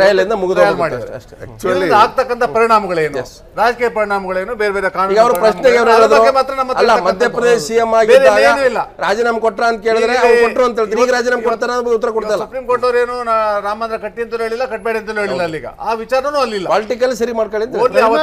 ಸುಪ್ರೀಂ ಕೋರ್ಟ್ ಒಳಸಂಚಿಗೆ ಇವ್ರ ಮೇಲೆ ಆರೋಪ ಇದೆ, ಮೆಟೀರಿಯಲ್ಸ್ ಇದೆ, ಸಾಕಷ್ಟು ಮೆಟೀರಿಯಲ್ಸ್ ಇವರು ಒಳಸಂಚಿನಲ್ಲಿ ಭಾಗಿಯಾಗಿದ್ದಾರೆ, 120B ಭಾಗಿಯಾಗಿದ್ದಾರೆ ಅಂತಕ್ಕಂಥದ್ದು ವಿಚಾರಗಳು ಸುಪ್ರೀಂ ಕೋರ್ಟ್ಗೆ ಮನದಟ್ಟಾಗಿದೆ. ಆ ಕಾರಣಕ್ಕಾಗಿ ನೀವು ಸತ್ಯಾಸತ್ಯತೆಯನ್ನು ಪರಿಶೀಲನೆ ಮಾಡಿ ನೀವು ಟ್ರಯಲ್ ಮಾಡಿ ಅಂತ ಹೇಳ್ಬಿಟ್ಟು ಈಗ ಟ್ರಯಲ್ ಆದ್ಮೇಲೆ ಅಲ್ಟಿಮೇಟ್ ಜಡ್ಜ್ಮೆಂಟ್ ಏನಾಗುತ್ತೆ ಅವ್ರಿಲ್ಲ ಅಂತ ನಾಬೋದು ಆಗಿದೆ ಅಂತ ನಾಬೋದು ಟ್ರಯಲ್ ಆಗ್ಬೇಕಲ್ಲ ಟ್ರಯಲ್ ಕೋರ್ಟ್ ಮೇಲ್ನೋಟಕ್ಕೆ ಸುಪ್ರೀಂ ಕೋರ್ಟ್ ಅದು ಒಪ್ಪಿಗೆ ಆಗಿಲ್ಲ ಒಪ್ಪಿಗೆ ಏನೋ ತಪ್ಪಾಗಿದೆ ಅನ್ನೋ ಕಾರಣಕ್ಕೆ ರಿಮೈಂಡ್ ಮಾಡಿದ್ರು ಇವ್ರ ಪಾತ್ರ ಇದೆ ಅಂತ ಹೇಳ್ಬಿಟ್ಟು ರಿಮೈಂಡ್ ಮಾಡಿ ರಿವೈವಲ್ ನಾಡಗೌಡ್ರೆ ಈಗ ಅಲ್ಟಿಮೇಟ್ ಒಂದು ಪ್ರಶ್ನೆ ಬ್ರೇಕ್ ತೊಳ್ತೀನಿ ಬಾಬರಿ ಮಸೀದಿ ಧ್ವಂಸ ಮಾಡಿರೋ ನಾವು ಎಷ್ಟೇ ಚರ್ಚೆ ಮಾಡಿದ್ರು ಅವರೇ ಒಪ್ಕೊಂಡ್ಮೇಲೆ ಚರ್ಚೆ ಮಾಡೋದಾದ್ರೆ ಅರ್ಥವಿಲ್ಲ ಆದರೆ ಮುಂದೆ ಪೊಲಿಟಿಕಲಿ ಏನು ಪೊಲರೈಸ್ ಆಗುತ್ತೆ ಅನ್ನೋದು ಒಂದು ಏನು ಹೇಳ್ತಿದ್ದಾರೆ ಹಿಂದೂಗಳ ಭಾವನೆ ಅನ್ನುವಂಥದ್ದು ಮಾತು ನಾವು BJP ಲೀಡರ್ ಆಗಿರಲಿಲ್ಲ we are representing the Hindu ಏನು ಹಿಂದೂ ಫೀಲಿಂಗ್ಸ್ ಅನ್ನುವಂಥ ಒಂದು ಅಭಿಪ್ರಾಯ ಇದೆ ಏನು 3 ಜನ ಸಂಚು ಮಾಡ್ಬಿಟ್ರಾ 2 ಲಕ್ಷ ಜನ ಹೊಡೆದಿರೋದು ಅವರು ಭಾಷಣ ಮಾಡಿರೋದು ನಾವು ಅಂತ ಇಲ್ಲೇ ನೀವು ಡಿಫ್ರೆನ್ಸಿಯೇಟ್ ಮಾಡ್ಬೋದು ಪೀಪಲ್ನ ಯಾರು ಚುನಾವಣೆ ನಿಂದಿರ್ತಾರೆ ಸೋಲ್ಬೋದು ಗೆಲಿಬೋದು ಅವ ಸಂವಿಧಾನಗೆ ಓದ್ ತಗೊಂಡು ನಿಂದಿರ್ತಾನೆ once he taken oath he has agreed for this constitution ಅಂತ ನಮ್ಮ ಈ ಭಾರತದ ಸಂವಿಧಾನ ಒಪ್ಕೊಂಡು ಅವರು ಈಗ ಆದ್ವಾನಿ ಅವರು ಅವು ಎಂದೂ ಹೋಗಬಾರ್ದಲ್ಲಿ because he has agreed the constitution election ನಿಂತಾರೆ ಗೆದ್ದಿದ್ದಾರೆ ಲೀಡರ್ ಆಗಿದ್ದಾರೆ ಮಂತ್ರಿ ಆಗಿದ್ದಾರೆ ಅದಕ್ಕೆ ಇದು ಸಂಚಂತಾಗುತ್ತೆ ಅವ್ರ ಮ್ಯಾಗ ಆಗುತ್ತೆ political repercussion CBI many times misuse ಆಗ್ಯಾವ ಯೂಸ್ ಆಗಿದ್ದಾವೆ ಏನೇನಾಗಿದ್ದಾವೆ ನಮಗೆಲ್ಲ ಎಲ್ಲರೂ ಅದ್ರ ಬಗ್ಗೆ ಸಂಶಯ ಐತೆ ಅದು ಒಂದು ನಾವು to accept one but Lalu Prasad ಹೇಳಿದ್ದೇನೆಂದ್ರೆ ಬಿಜೆಪಿ ಸರ್ಕಾರನೇ ಅವ್ರ ನಾಯಕರ ಮೇಲೆ CBI ಮಿಸ್ಯೂಸ್ ಅದೇ ನಾನು ಹೇಳ್ತಾ ಫಾರ್ ಟೈಮ್ ಬಿಂಗ್ ಇದು ನಾನು ಹೇಳಿದ ಅವ್ರು ಹೇಳಿದ ಕರೆಕ್ಟ್ ನನ್ನ ಪ್ರಕಾರವಾಗಿ ಲಾಲು ಪ್ರಸಾದ್ ಹೇಳಿದ್ರೆ ಕರೆಕ್ಟ್ ವ್ಯಂಗ್ಯವಾಗಿ ಹೇಳಿದ್ರು ಸಹ ಅದು ಒಳ ಇರ್ತಕ್ಕಂಥದ್ದು ಅರ್ಥ ಅದೇನೆ ಬಟ್ ಒಂದು ವಿಚಾರವನ್ನು ಇದು ಫಾರ್ ಟೈಮ್ ಬಿಂಗ್ ಅಷ್ಟೇ ಮುಂದಿನ ದಿನಗಳಲ್ಲಿ ಈಗ ಇವರು ಸಂಪೂರ್ಣವಾಗಿ ದೋಷಾರೋಪದಿಂದ ಆಚೆ ಬರಬಹುದು ಯಾಕಂದ್ರೆ ಇವತ್ತಿನ CBI ಅವರ ಸುಪ್ರೀಂ ಕೋರ್ಟ್ ತೀರ್ಪಿನಿಂದ ಪರಿಣಾಮಗಳು ಏನಾಗ್ತದೆ ಇಮಿಡಿಯೇಟ್ ಆಗಿ ಆಗುವಂಥದ್ದು ಒಂದು ಆದ್ವಾನಿ ಅವರು ರಾಷ್ಟ್ರಪತಿ ಸ್ಥಾನಕ್ಕೆ ಆಯ್ಕೆ ಆಗಬಹುದಾದಂತ ಇದ್ದಂತ ಅವಕಾಶಗಳು ಕಡಿಮೆ ಆಗ್ತದೆ ಬಟ್ ಅವ್ರು ಆಲ್ರೆಡಿ ಹೇಳಿದಾರೆ ನಂಗೆ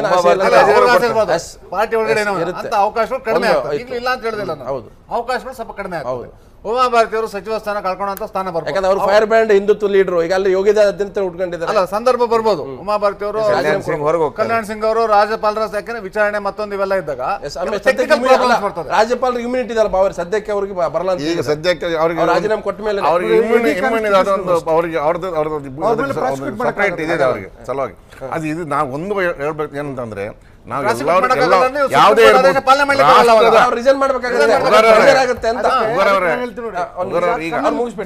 ರಾಷ್ಟ್ರದ ಎಲ್ಲರೂ ನಾವು ಸೇರ್ಕೊಂಡು ರಾಷ್ಟ್ರದ ಮುಂದಿನ ಫ್ಯೂಚರ್ ಹಿತಾಸಕ್ತಿ ನಮ್ಮ ಯೂನಿಟಿ ಸಾವರ್ನಿಟಿ ಬಗ್ಗೆ ನಾವೆಲ್ಲರೂ ಚಿಂತೆ ಮಾಡಬೇಕಾಗಿದೆ ನಾನಂತೂ ಅಲ್ಲೇ ಮಸೀದಿ ಕಟ್ಟಬೇಕು ಅಂತ ಹೇಳೋಣ ಅಲ್ಲ ಅಲ್ಲಿ ರಾಮ ಮಂದಿರ ಕಟ್ಟಬಾರ್ದು ಅಂತ ಖಂಡಿತ ಕೂಡ ಹೇಳೋಣಲ್ಲ ನಾನು ಅಲ್ಲಿ ಆದರೆ ಮಸೀದಿ ಬಗ್ಗೆ ಎಲ್ಲಿ ಬೇಕಾದ್ರೆ ಕಟ್ಬೋದು ಇದಕ್ಕೊಂದು ಹಿಂದೂಗಳ ಭಾವನೆ ಅಲ್ಲಿ ಏನು ಭಾವನೆ ಹುಟ್ಟಿಸಿದಾರೋ ಇದೆಯೋ ಏನೋ ಅದು ಭಾವನೆ ಇದೆ ಆ ಒಂದು ಫೀಲಿಂಗ್ಸ್ ಇದೆ ಅದು ಬೇರೆ ಅದು ಈ ಮುಸ್ಲಿಮ್ಸ್ ಸಮುದಾಯಕ್ಕೆ ಅದಿಲ್ಲ ಮುಸ್ಲಿಮ್ಸ್ ಅದು ಇನ್ನೊಂದು ಇದೆ ಧರ್ಮ ಪ್ರಕಾರ ಯಾವುದೇ ತಕರಾರು ಜಾಗದಲ್ಲಿ ಯಾವುದೇ ಟೈಟಲ್ ಬಗ್ಗೆ ಇದು ತಕರಾರು ಇದ್ದಲ್ಲಿ ಪೈಗಂಬರು ಕೂಡ ಅಂತ ಹೇಳಿದ್ದಾರೆ ಆ ಒಂದು ಅಂಥ ಜಾಗದಲ್ಲಿ ಮಸೀದಿ ಕಟ್ಟಬಾರ್ದು ಅಂಥ ಜಾಗದಲ್ಲಿ ನಮಾಜ್ ಮಾಡಿದ್ರೆ ದೇವರು ಅಕ್ಸೆಪ್ಟ್ ಮಾಡಲ್ಲ ತಕರಾರಿದ್ದ ಜಾಗ ಇದು ಆ್ಯಕ್ಚುಲಿ ಧರ್ಮ ಹೇಳುವಂಥದ್ದು ಈ ರಾಜಕೀಯ ಸೇರಿ ಇಲ್ಲಿ ತನಕ ತಂದಿದೆ ಇದು ಆ್ಯಕ್ಚುಲಿ ಈಗ ಆಗಬಾರ್ದು ಈಗ ಇದು ಇಂಥದ್ದು ಆಗಬಾರ್ದು ಇವತ್ತು ನಮ್ಮ ಎಲ್ಲರ ಹಿತದೃಷ್ಟಿಯಿಂದ ಇವಾಗ ಸುಪ್ರೀಂ ಕೋರ್ಟ್ ಒಂದು ವಿಷಯ ಹೇಳಿದೆ ಒಂದು ಎಮಿಕೇಬಲ್ ಸೆಟಲ್ ಮಾಡಿದ ಇದಕ್ಕೆ ಸ್ವಾಗತ ಇದೆ ಬೇರೆ ಬಾವರೇ ತಾವು ಹೇಳಿದ್ ನಾವು ಒಪ್ತೀನಿ ತಕರಾರು ಜಾಗದಲ್ಲಿ ಮಸೀದಿ ಕಟ್ಟಬಾರ್ದು ಮಸೀದಿ ಕಟ್ಟದಲ್ಲಿ ತಕರಾರಾಗಿದೆ ಅಲ್ಲ ಅದೇ ಡಿಫರೆನ್ಸ್ ಅವಾಗಿನ ತಕರಾರಿತ್ತು ರಾಷ್ಟ್ರಪತಿಗಳ ಬಗ್ಗೆ ಗವರ್ನರ್ ಬಗ್ಗೆ ಜಡ್ಜಸ್ ಬಗ್ಗೆ ಪ್ರಾಸಿಕ್ಯೂಟ್ ಮಾಡ್ಲಿಕ್ಕೆ ಬರೋದಿಲ್ಲ ಈಗ ಕಲ್ಯಾಣ್ ಸಿಂಗ್ ರಾಜ್ಯಪಾಲರು ಇದಾರಲ್ಲ ಅವರು ಟ್ರಯಲ್ಗೆ ಹೋಗ್ಬೋದು ಈಗ ಬರಲ್ಲ ಅಂತ ಅದಕ್ಕೆ ಬರಲ್ಲ ಆಗ ಏನಾಗುತ್ತೆ ಒಂದು ಅವ್ರ ರಾಜೀನಾಮೆಗೆ ಒತ್ತಡ ನಡೀಬೋದು ಎರಡನೇದು ಅವ್ರು ರಾಜ್ಯಪಾಲರು ಇದಾರಲ್ಲ ಇವತ್ತು ಸುಪ್ರೀಂ ಕೋರ್ಟ್ನೂ ಸಹ ಇವತ್ತು ಜಸ್ಟಿಸ್ ಕನ್ನನ್ ವಿರುದ್ಧ ಒಂದು ವಾರೆಂಟ್ ಮಾಡಿ ಅಂದ್ರೆ ಇಟ್ ಇಸ್ ನಾಟ್ ಪರ್ಮಿಟೆಡ್ ಅನ್ನಲ್ಲ ಈವನ್ ದೆನ್ ಸುಪ್ರೀಂ ಕೋರ್ಟ್ ಅದು ಹಾಗಾಗಿ ಸುಪ್ರೀಂ ಕೋರ್ಟ್ ಏನು ಮಾಡಿದ್ರು ಸಹ ಈ ದೇಶದ ನಾಗರಿಕ ಒಪ್ಕೊಳ್ಳೇಬೇಕು even it is illegal order we have to accept it correct impeachment can't call it illegal when a person see Supreme Court has not gone there it has come to Supreme Court has to take some decision ಅದು illegal ಹೆಂಗಾಗುತ್ತೆ ಇದಕ್ಕೆ ನಾನು ಹೇಳ್ತೀನಿ ಕಲಿ ಈ ದೇಶದಲ್ಲಿ supreme court illegal order ಮಾಡಿದ್ರು ಸಹ ಅಲ್ಲಿರೋದು I am telling you not be legal ಅದು ಲಾ ಆಗುತ್ತೆ sir he has got power sir ಎಂತ ನಾವು ಸಂವಿಧಾನದ ಅಡಿಯಲ್ಲಿ ಕೆಲಸ ಮಾಡಿದ್ರೆ it become illegal even if it is illegal order ನಾನು ಸುಪ್ರೀಂ ಕೋರ್ಟ್ ಒಂದ್ಸಲ ವರ್ಡಿಕ್ಟ್ ಬಂದ್ಮೇಲೆ ನೀವು ಕೆಳಗಡೆ ಅಂತದ ನ್ಯಾಯಾಲಯಗಳು ಅದನ್ನು ಫಾಲೋ ಮಾಡಲೇಬೇಕು ಹಾಗಾಗಿ ಕಾನೂನು ಸುಪ್ರೀಂ ಕೋರ್ಟ್ನ ಇವತ್ತಿನ ತೀರ್ಪೇನಿದೆ ಸೊ ಇದನ್ನ ಸ್ವೀಕರಿಸೋರು ಆ್ಯಂಗಲೇ ಬೇರೆ, ರಿಜೆಕ್ಟ್ ಮಾಡೋರು ಆ್ಯಂಗಲೇ ಬೇರೆ. ಬಿಜೆಪಿಯಲ್ಲಿ ಎರಡು ಥರ ಇದೆ. ಇದನ್ನ ಪಿತೂರಿ ಅಂತ ಹೇಳ್ತಾರೆ. ಮತ್ತೊಂದು ಕಡೆ ನೋಡಿ ನಮ್ಮ ಮೇಲೆ ಒಂದು ಆರೋಪ ಇತ್ತು, ಇದನ್ನ ಬೇಕಂತ ವಿಳಂಬ ಮಾಡ್ತಾ ಬಂದ್ರು. ಈಗ ನೋಡಿ ವಿಚಾರಣೆ ಬೇಗ ಆಗೋಗ್ಬಿಡುತ್ತೆ 2 ವರ್ಷದಲ್ಲಿ. ನಮ್ಮ ಮೇಲೆ ಇದ್ದಂತ ಆರೋಪ ಲಾಸ್ಟ್ ಮೋದಿ ಅವರು ಬಂದ ನಂತರ ಇದೊಂದು ಇಂಪ್ರೆಷನ್ ಈ ಜನರಲ್ಲಿ ಎಲ್ಲರೂ ಮಾತಾಡೋದಿದೆ. ಇವನು ಜಯಲಲಿತಾ ವರ್ಡಿಕ್ಟ್ ಇರ್ಬೋದು, ಈಗ ಅದು ವರ್ಡಿಕ್ಟ್ ಇರ್ಬೋದು, CBI ಆದಂಥ ಅಮಿತ್ ಶಾ ಮೇಲೆ ವರ್ಡಿಕ್ಟ್ ಇರ್ಬೋದು, ಎಲ್ಲ ಒಂದು ನ್ಯಾಯಾಲಯದ ಮೇಲೆ ಕೂಡ ಇನ್ಫ್ಲುಯೆನ್ಸ್ ಮಾಡ್ತಾರೆ. ಅವ್ರಿಗೆ ಬೇಕಾದಂಗೆ ಇದೊಂದು ಥರದ ಇಂಪ್ರೆಷನ್ ಜನರಿಗೆ ಇದೆ. ಇದು ಕೂಡ ನಾನಲ್ಲ, ಜನರ ಇಂಪ್ರೆಷನ್. ನಾನು ನ್ಯಾಯಾಲಯದ ಬಗ್ಗೆ ನನಗೆ ತುಂಬ ಗೌರವ ಇದೆ, ಅದರ ಬಗ್ಗೆ ನಾನು ಹೇಳಲ್ಲ. ಆ ಇಂಪ್ರೆಷನ್ ಆಗಿದೆ. CBI ಬೇಕಾದ್ರೆ 2 ಲಾಖ್ ಬಳಕೆ ಮಾಡ್ಕೊಳ್ಳೋದು ಗೌರವ ಇದೆ. ಚರ್ಚೆ ಮಾಡ್ತೀನಿ. ಶಿವಕುಮಾರ್ ಅವರಿಗೆ ಅಲ್ಕೆ ಅಡ್ವಾಣಿ, ಮುರಳಿ ಮನೋಹರ್ ಜೋಶಿ, ಕಲ್ಯಾಣ್ ಸಿಂಗ್, ವಿನಯ್ ಕಟಿಯಾರ್ ಸೇರಿದಂತೆ 13 ಜನರ ಏನು ಕೃತ್ಯ ಇದೆ ಅವರೇ ಒಪ್ಕೊಂಡಿದ್ದಾರೆ. ಇದು ಖುಲ್ಲಾ ಆ್ಯಕ್ಟ್ ಅಂತ ಹೇಳಿದ್ದಾರೆ. ಸೊ ಅವರನ್ನು ಈಗಲೂ ತಾವು ಡಿಫೆಂಡ್ ಮಾಡ್ಕೊಳ್ತೀರಾ ಆಸ್ ಎ BJP ಆಗಿ? ಅಲ್ಲ, ಒಬ್ಬ ಇವತ್ತಿನ ಭಾರತೀಯ ನಾಗರಿಕನಾಗಿ, ಒಬ್ಬ ಹಿಂದೂ ಆಗಿ ನಾನು ಇವತ್ತಿನ ದಿವಸ ಅವರೆಲ್ಲರೂ ಕೂಡ ತಪ್ಪೊಪ್ಕೊಳ್ಳೋದಕ್ಕೆ ಸಿದ್ಧ ಇದ್ದಾರೆ. ಇವತ್ತಿನ ದಿವಸ ಕರಸೇವಕರ ಜೊತೆಗೆ ನಾವು ಇದ್ದಿದ್ದು ಸತ್ಯ, ಅವತ್ತು ಬಾಬ್ರಿ ಮಸೀದಿ ಹೊಡೆದಿದ್ದು ಸತ್ಯ. ಇವತ್ತಿನ ದಿವಸ ಸುಪ್ರೀಂ ಕೋರ್ಟ್ ಅವರು 2 ವರ್ಷದಲ್ಲಿ ಇವತ್ತಿನ ದಿವಸ ವಿಚಾರಣೆ ಆಗಬೇಕು ಅಂತಿದ್ವಿ. ವಿಚಾರಣೆಗೆ ಎಲ್ಲ ರೀತಿಯ ಸಹಕಾರ ಕೊಡೋದಕ್ಕೂ ಸತ್ಯ ಇದ್ದೀವಿ. ಇವತ್ತಿನ ದಿವಸ ಇವತ್ತು ಸುಪ್ರೀಂ ಕೋರ್ಟ್ ಇರ್ಬೋದು, ಯಾವುದೇ ನ್ಯಾಯಾಲಯ ಇರ್ಬೋದು, ಸಂವಿಧಾನ ಪ್ರಕಾರವಾಗಿ ಏನು ಗೌರವ ಕೊಡಬೇಕು ಅದನ್ನು BJP ಕೊಡೋದಕ್ಕೆ ಸಿದ್ಧ ಇದೆ. ಅದರ ತನಿಖೆಗೂ ಎಲ್ಲ ನಾಯಕರು ಕೂಡ ಸಿದ್ಧವಾಗಿದೆ. ಶಿವಕುಮಾರ್ ಅವರೇ, ನಾನು ಒಬ್ಬ ಶಿವಕುಮಾರ್ ಆಗಿದ್ರೆ ಸಮಸ್ಯೆ ಇಲ್ಲ. ನನ್ನ ಹತ್ರ L K Advani as a parliament member, Murli Manohar Joshi as a parliament member, ಅವ್ರು ಓದ್ ತಗೊಂಡಿರ್ತಾರೆ. ನಿಮಗೆ 153A 153B ಪ್ರಕಾರ ಏನಂದ್ರೆ ಭಾರತದ ಐಕ್ಯತೆಯನ್ನು ಹಾಳು ಮಾಡಬಾರ್ದು ಅನ್ನೋದು ಸಂವಿಧಾನ. ಇದು ಹೆಚ್ಚು ಕಮ್ಮಿ ದೇಶದ ಅದೇ ಶಬ್ದ ಬರುತ್ತೆ ಅದು. ಸೊ ಇದನ್ನ ಮಾಡಬೇಕಾದ್ರೆ ಅಲ್ಲಿ ಹಿಂದುತ್ವ, ಇಸ್ಲಾಂ, ಕ್ರಿಶ್ಚಿಯಾನಿಟಿ ಬರೋದಲ್ಲ. You should follow the constitution, law of the land. ನೆಲದ ಕಾನೂನನ್ನು ಗೌರವಿಸಿದರೆ ಎಮೋಷನಲ್ ಆಗಿ ನೀವು ಒಂದು ಧರ್ಮವನ್ನು ಎತ್ತಿಕಟ್ಟುವಂಥದ್ದು, ಅಥವಾ ಈ ದೇಶ ಒಂದು ಧರ್ಮಕ್ಕೆ ಸೇರಿದ್ದು ನೀವೇನಿದ್ರು ಸೆಕೆಂಡ್ ಕ್ಲಾಸ್ ಸಿಟಿಜನ್ ಅನ್ನೋ ಥರ ಬಿಂಬಿಸಿ ಒಂದು ಬಾಬ್ರಿ ಮಸೀದಿ ಒಡೆದು ಹಾಕುವಂಥದ್ದು ಆಸ್ ಎ ಪಾರ್ಲಿಮೆಂಟ್ ಮೆಂಬರ್ ಇದು ಒಪ್ಪಿತ ಅಲ್ಲ ಅನ್ನುವಂಥದ್ದು ಈ ಚಾರ್ಜ್ ಶೀಟ್ ಪ್ರಕಾರ ವಿಚಾರಣೆ ಆದರೆ ಅದರಲ್ಲಿ ಏನಾದ್ರು ತಪ್ಪು ಅಂತ ಆದರೆ ಕಾನ್ಸ್ಟಿಟ್ಯೂಷನ್ ವಿರುದ್ಧ ಅಂತ ಆಗಲ್ಲ ನಿಮ್ಮ ಪಾರ್ಟಿ? ಅಲ್ಲ, ನಾನು ಹೇಳ್ತಾ ಇರೋದೇನೆಂದರೆ ಇವತ್ತಿನ ದಿವಸ ಧರ್ಮದ ವಿಷಯ ಬಂದಾಗ ಒಬ್ಬ ಹಿಂದೂ ನಾಗರಿಕ ಅಥವಾ ಭಾರತೀಯ ನಾಗರಿಕನ ವಿಷಯ ಖಂಡಿತ ಹೇಳ್ತಾ ಇದ್ದೀನಿ ಕೇಳಿ. ಇವತ್ತಿನ ದಿವಸ ಆ ಧರ್ಮಕ್ಕೆ ತೊಂದರೆ ಆದ್ರೆ, ಆ ಧರ್ಮಕ್ಕೆ ಈ ದೇಶದಲ್ಲಿ ಸ್ಥಾನ ಇಲ್ಲ ಅಂದ್ರೆ, ಆ ಧರ್ಮಕ್ಕೆ ಇವತ್ತಿನ ದಿವಸ ಬೇರೆ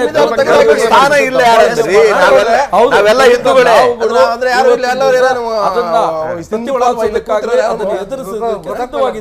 ಆವತ್ತಿನ ದಿನ ಅವರು ಯಾವುದೇ ಒಬ್ಬ MP ಆಗಲಿ ಅಥವಾ ಒಬ್ಬ ಮಂತ್ರಿ ಆಗ್ಲಿ ಒಬ್ಬ ನಾಯಕರಾಗಿ ಹೋಗಿರ್ಲಿಲ್ಲ. ರಾಮ ಭಕ್ತನಾಗಿ ರಾಮ ಮಂದಿರ ಕಟ್ಟಬೇಕು ಅನ್ನೋ ಇಚ್ಛೆಯಿಂದ ಲಕ್ಷಾಂತರ ಕರಸೇವಕರ ಜೊತೆ ನಾವು ಎಲ್ಲ ನಾಯಕರ ಕೋರ್ಟ್ ಅಲ್ಲಿ ವಾದ ಏನ್ ಮಾಡಿದಾರೆ ಅಂದ್ರೆ ನಾವು ಈ ಭಾಗಿಯಾಗಿಲ್ಲ, ಒಪ್ಕೊಂಡಿಲ್ಲ. ಮಾಧ್ಯಮದಲ್ಲಿ ಮಾತ್ರ ಹಿಂಗ್ ಹೇಳ್ತಾರೆ, ಕಾರ್ಯಕರ್ತರು ಹಿಂಗ್ ಹೇಳ್ತಾರೆ, ಅವ್ರ ನಾಯಕರಿಗೆ ಕೋರ್ಟ್ ಅಲ್ಲಿ ಮಾತ್ರ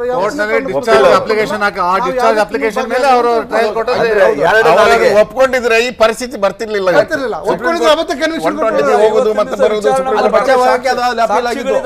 ವಿಚಾರಣೆ ಮಾಡ್ತಾರೆ, ಸಾಕ್ಷಿಗಳಿದಾವೆ, ಸಾಕ್ಷಿಗಳನ್ನ ಎಲ್ಲವೂ ಬರಲಿ. ಇವತ್ತಿನ ದಿವಸ ಕೇವಲ ಅಲ್ಲಿ ಯಾರೋ ಒಬ್ರು ಕೆಲವು ಜನ ಹೋಗಿ ಇವತ್ತಿನ ದಿವಸ ಆ ಒಂದು ಕಾರ್ಯಕ್ರಮದಲ್ಲಿ ಅಥವಾ ಏನು ಬಾಬ್ರಿ ಮಸೀದಿ ಒಡೆಯೋದ್ರಲ್ಲಿ ಪಾಲ್ಗೊಂಡಿಲ್ಲ. ಆ ರೀತಿ ಇದ್ದಾಗ ಆವತ್ತಿನ ದಿವಸ ಕಾನೂನು ಸುವ್ಯವಸ್ಥೆ ಕಾಪಾಡೋದು ಯಾರು? ಒಬ್ಬ ರಾಜ್ಯದ ಮುಖ್ಯಮಂತ್ರಿಗಳ ಅವ್ರ ಮೇಲೆ ರಾಜೀನಾಮೆ ಕೊಡಿಸ್ತೀರಾ? ಉಮಾಭಾರತಿ ರಾಜೀನಾಮೆ ಕೊಡ್ತಾರಾ? ಕಲ್ಯಾಣ್ ಸಿಂಗ್ ರಾಜೀನಾಮೆ ಕೊಡ್ತಾರಾ? ಆ ತರ ಸಂದರ್ಭ ಬಂದಾಗ ಇವತ್ತಿನ ದಿವಸ ಅವ್ರ ಮೇಲೆ FIR ಏನ್ ಹಾಕಿಲ್ಲ, ವಿಚಾರಣೆ ನಡೆಯೋದಷ್ಟೇ.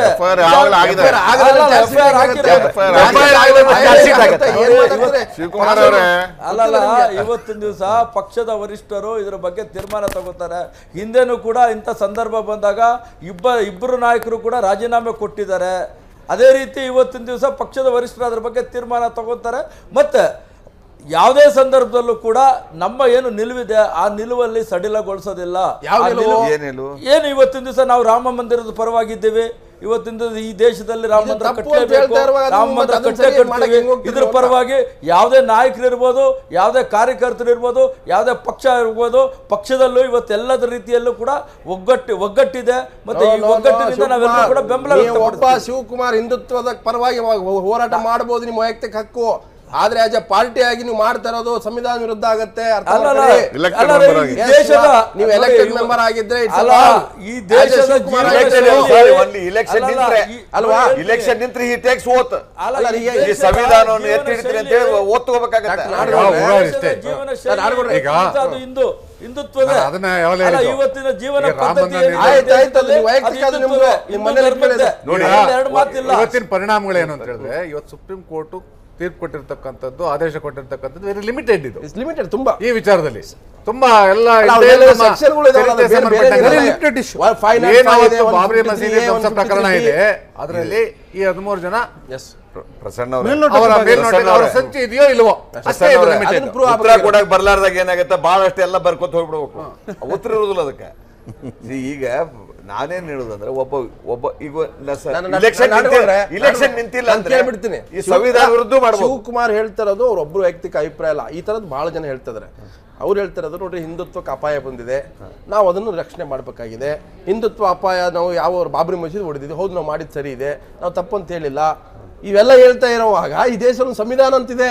ನೀವು ಎಲೆಕ್ಟ್ ಆಗಿರೋರು ಎಲ್ಲ ಜಾತಿ ಓಟ್ ತಗೊಂಡಿದ್ರಿ, ಎಲ್ಲ ಧರ್ಮದ ಓಟ್ ತಗೊಂಡಿದ್ರಿ, ಎಲ್ಲ ಧರ್ಮ ಎಲ್ಲ ಜಾತಿ ಜನರನ್ನ ರಕ್ಷಣೆ ಮಾಡ್ಬೇಕಾದ್ರೆ ನಿಮ್ ಡ್ಯೂಟಿ. ಅದ್ರ ಅರ್ಥ ಏನು? ಅಲ್ಲ, ನಾನು ನಿಮ್ ಬರೀ ಇಲೆಕ್ಷನ್ ಗೆದ್ದವರು ಅಲ್ಲ, ಇಲೆಕ್ಷನ್ ನಾನು ನಿಂದ್ರಾಕ್ ಹೋದ್ರೆ ಸಂವಿಧಾನ ಒಪ್ಕೊಂಡಿನ ಅಂತ ಅರ್ಥ. ಒಂದ್ ವೇಳೆ ನೀವು ಕಾನ್ಸ್ಟಿಟ್ಯೂಷನ್ ವಿರುದ್ಧ ಮಾಡೋದಿದ್ರೆ ನೀವು ಯಾವುದೇ ಚುನಾವಣೆ ನಿಂದಿರಬಾರ್ದು, ಮಾಡ್ರಿ ಹೋರಾಟ, ಇಸ್ಲಾಂ ಏನಾಗ್ತದೆ, ಈ ಸುಪ್ರೀಂ ಕೋರ್ಟ್ ನಿಮ್ಮದು ಆದೇಶ ಏನ್ ಸಿಬಿಐ ಚಾರ್ಜ್ ಶೀಟ್ ಹಾಕಿದ್ರು, ಅದು ಜೀವ ಬಂತು, ಮತ್ತೆ ಬಂದಿದೆ ಆಟೋಮೆಟಿಕ್ ಆಗಿ ಚಾರ್ಜ್ ಶೀಟ್. ಸರ್ ಸಿಬಿಐ ಅಂದ್ರೆ ಯಾವ ಸರ್ಕಾರ ತಾನೆ, ಸರ್ಕಾರ ಇರ್ಬೋದು, ಗವರ್ಮೆಂಟ್ ಸರ್ಕಾರ ಬೇರೆ ಏನ್ ಮಾಡುತ್ತೆ. ಅಲ್ಲಲ್ಲ, ಇದು ಸ್ಟೇಟ್ ಒಂದು ವಾರದಲ್ಲಿ ಕೇಸ್ ಮುಗಿತದೆ. ಇವ್ರಾಗ ಒಂದು 330 ಸ್ಟೇಟ್ಮೆಂಟ್ ಕೊಟ್ಬಿಟ್ಟು ನಾವು ಮಾಡಿದ್ ಸರಿ ಅಂತ 2 ವರ್ಷ ಹೋಗೋದಿಲ್ಲ. ಬಾವರೇ, ನೀವು ಐವವಾಗಿ ಮಾಡಿದ ಸುಮಾರು ಕೇಸ್ಗಳು ಹ್ಯಾಂಡಲ್ ಮಾಡಿದ್ರೆ ಈಗ 2 ವರ್ಷ ಟ್ರಯಲ್ ಅಂತಿದೆ. ಈಗ ಟ್ರಯಲ್ ಎಲ್ಲಿವರೆಗೆ ನಡೆಯುತ್ತೆ ಅಂದ್ರೆ ವಾದ ಪ್ರತಿವಾದ 2 ನಡಿಬೇಕು. ನನ್ನ ಪರ ವಕೀಲರು ನಿಮ್ಮ ಪರ ವಕೀಲರು ಬಂದಾಗ ನಡೆಯುತ್ತೆ 2 ವರ್ಷದವರೆಗೂ. ಈಗ ನಾನು ಒಪ್ಪ ಕನ್ಫ್ಯೂಸ್ ಮಾಡ್ಕೊಂಡ್ಬಿಟ್ರೆ ಶಿವಕುಮಾರ್ ಹೇಳಿಕೆ ಪ್ರಕಾರ ಮಾಡಿದ್ರಂತಂದ್ರೆ ನಾ ಪೆಟ್ಟಿ ಕೇಸಲ್ಲಿ ರೋಡ್ ಸೈಡ್ ಅಲ್ಲಿ ಟ್ರಾಫಿಕ್ ಕೇಸ್ ಆಗ್ತೇವಲ್ಲ, ಒಪ್ಕೊಂಡಿದ್ದೀನಿ, 200 ಫೈನ್. ಹಾಗೆ ಒಂದು ದಿವಸದಲ್ಲಿ 2 ವರ್ಷ ಬೇಕಾಗಿಲ್ಲ, ಒಂದೇ ದಿವಸದಲ್ಲಿ ನಾವು ಅಡ್ಮಿಟ್ ಮಾಡ್ಕೊಂಡ್ರೆ ಮುಗಿದೋಯ್ತು. ಯಾರು ಮಾಡ್ಕೊಂಡಿಲ್ಲ, ಮಾಡ್ಕೊಳ್ಳೋರು ಅಲ್ಲ, ಮಾಡ್ಕೊಂಡಿಲ್ಲ. ಸುಪ್ರೀಂ ಕೋರ್ಟ್ಗೆ ಪರಿಸ್ಥಿತಿ ಬರ್ತಿರ್ಲಿಲ್ಲ, ಸುಪ್ರೀಂ ಕೋರ್ಟ್ಗೆ ಅಪೀಲ್ ಹೋಗ್ತಿರ್ಲಿಲ್ಲ, ಅಲ್ಲಿ ಜಜ್ಮೆಂಟ್ ಕೊಡ್ತಿರ್ಲಿಲ್ಲ. ಇದು 120 ಇಂದ ನೀವು ಯಾರು ಪಾರಾದ್ರಿ ಅಂದ್ರೆ ನಿಮ್ಗೆ 120 ಪಾರಾದ್ರೆ ನಿಮ್ಮೆಲ್ಲ ಅಫೆನ್ಸ್ ಬಿಟ್ಟಂಗೆ ಅದು ಆಗ್ಬೇಕು ಅಂತ ಅವ್ರು ಒಪ್ಕೊಳ್ಳೋದ ಕಾರಣ ಈ ಪರಿಸ್ಥಿತಿ ಬಂದಿದೆ. ಇದು ಶಿವಕುಮಾರ್ದ ವೈಯಕ್ತಿಕವಾಗಿ ಏನೋ ಮಾತಾಡ್ತಾರೆ. ಇವತ್ತು 2 ಲಕ್ಷ ಕರಸೇವಕರಿದ್ರು, ಆದರೂ ಅಲ್ಲೊಬ್ಬ ಅಂಜುಮ್ ಗುಪ್ತಾ ಅಂತೊಬ್ಬ ಗುಪ್ತಾ ಅಂತೊಬ್ಬ ಇದ್ದ, ಅವ್ರು ಯಾರ್ದು ನಮ್ಮ ಅದ್ವಾನಿ ಅವ್ರದ್ದು ಸೆಕ್ಯೂರಿಟಿ, ಅವನೇ ಸ್ಟೇಟ್ಮೆಂಟ್ ಕೊಡ್ತಾರೆ. ಅದ್ವಾನಿ ಅವರು ಮರಳಿ ಇವರು ಸ್ಪೀಚ್ ಮಾಡಿದ ನಂತರ ಜನ ಎಲ್ಲ ರುಚಿಗೆದ್ರು. ಅದು ಇದರಲ್ಲಿ ಎವಿಡೆನ್ಸ್ ಇದೆ. ಅದರಲ್ಲಿ ಅಲ್ಲ, ಮುರಳಿ ಮನೋಜ್ ಜೋಶಿ ಹೆಗಲ ಮೇಲೆ ಹಾರ್ ಕೊಡ್ತಾರೆ, ಉಮಾಭಾರತಿ ಫೋಟೋ ಅಲ್ಲ ಸರ್, ಅದಕ್ಕಿಂತ ಮುಂಚೆನೆ ಇವರೆಲ್ಲರೂ ಕೂಡ್ಕೊಂಡು VPC ಇದು ನರಸಿಂಹರಾವ್ ಅವರು ಇದ್ದಾಗ ಪಾರ್ಟಿ ಹೇಗೆ ಬೆಳೆಸಬೇಕು, ಇದೇ ಒಂದು ಭಾವನಾತ್ಮಕ ಇದನ್ನ ಮಾಡ್ಬೇಕಂತ ಅದೇ ಸಂಚು ಮಾಡಿ 2 ಲಕ್ಷ ಅದೇ ಸಂಚು. ನರಸಿಂಹರಾವ್ ಅದ್ವಾನಿ ಅವ್ರು ಕೇಳ್ತಾರೆ ಏನ್ ಮಾಡಲ್ಲ ಅಂತ, ನನ್ನ ಹತ್ರ ಬರ್ಬೇಡ, ನಾನು ಅದಕ್ಕೆ ಬರೋದಿಲ್ಲ, ನಮ್ಮ ಜನ ಕೇಳಲ್ಲ ಅಂತ ಹೇಳ್ಬಿಟ್ಟು ಹಿಂಸರ್ದು ಬಿಡ್ತಾರೆ. ಈಗ ಟ್ರಯಲ್ ಕೋರ್ಟ್ ತೀರ್ಮಾನ ಏನಾರ ಅಂತಿಮವಾಗಿ ಸುಪ್ರೀಂ ಕೋರ್ಟ್ ಆದ್ರೆ ಇರ್ತಕ್ಕಂಥ ಆರೋಪಗಳಿಗೆ ಜೀವ ಬಂತು.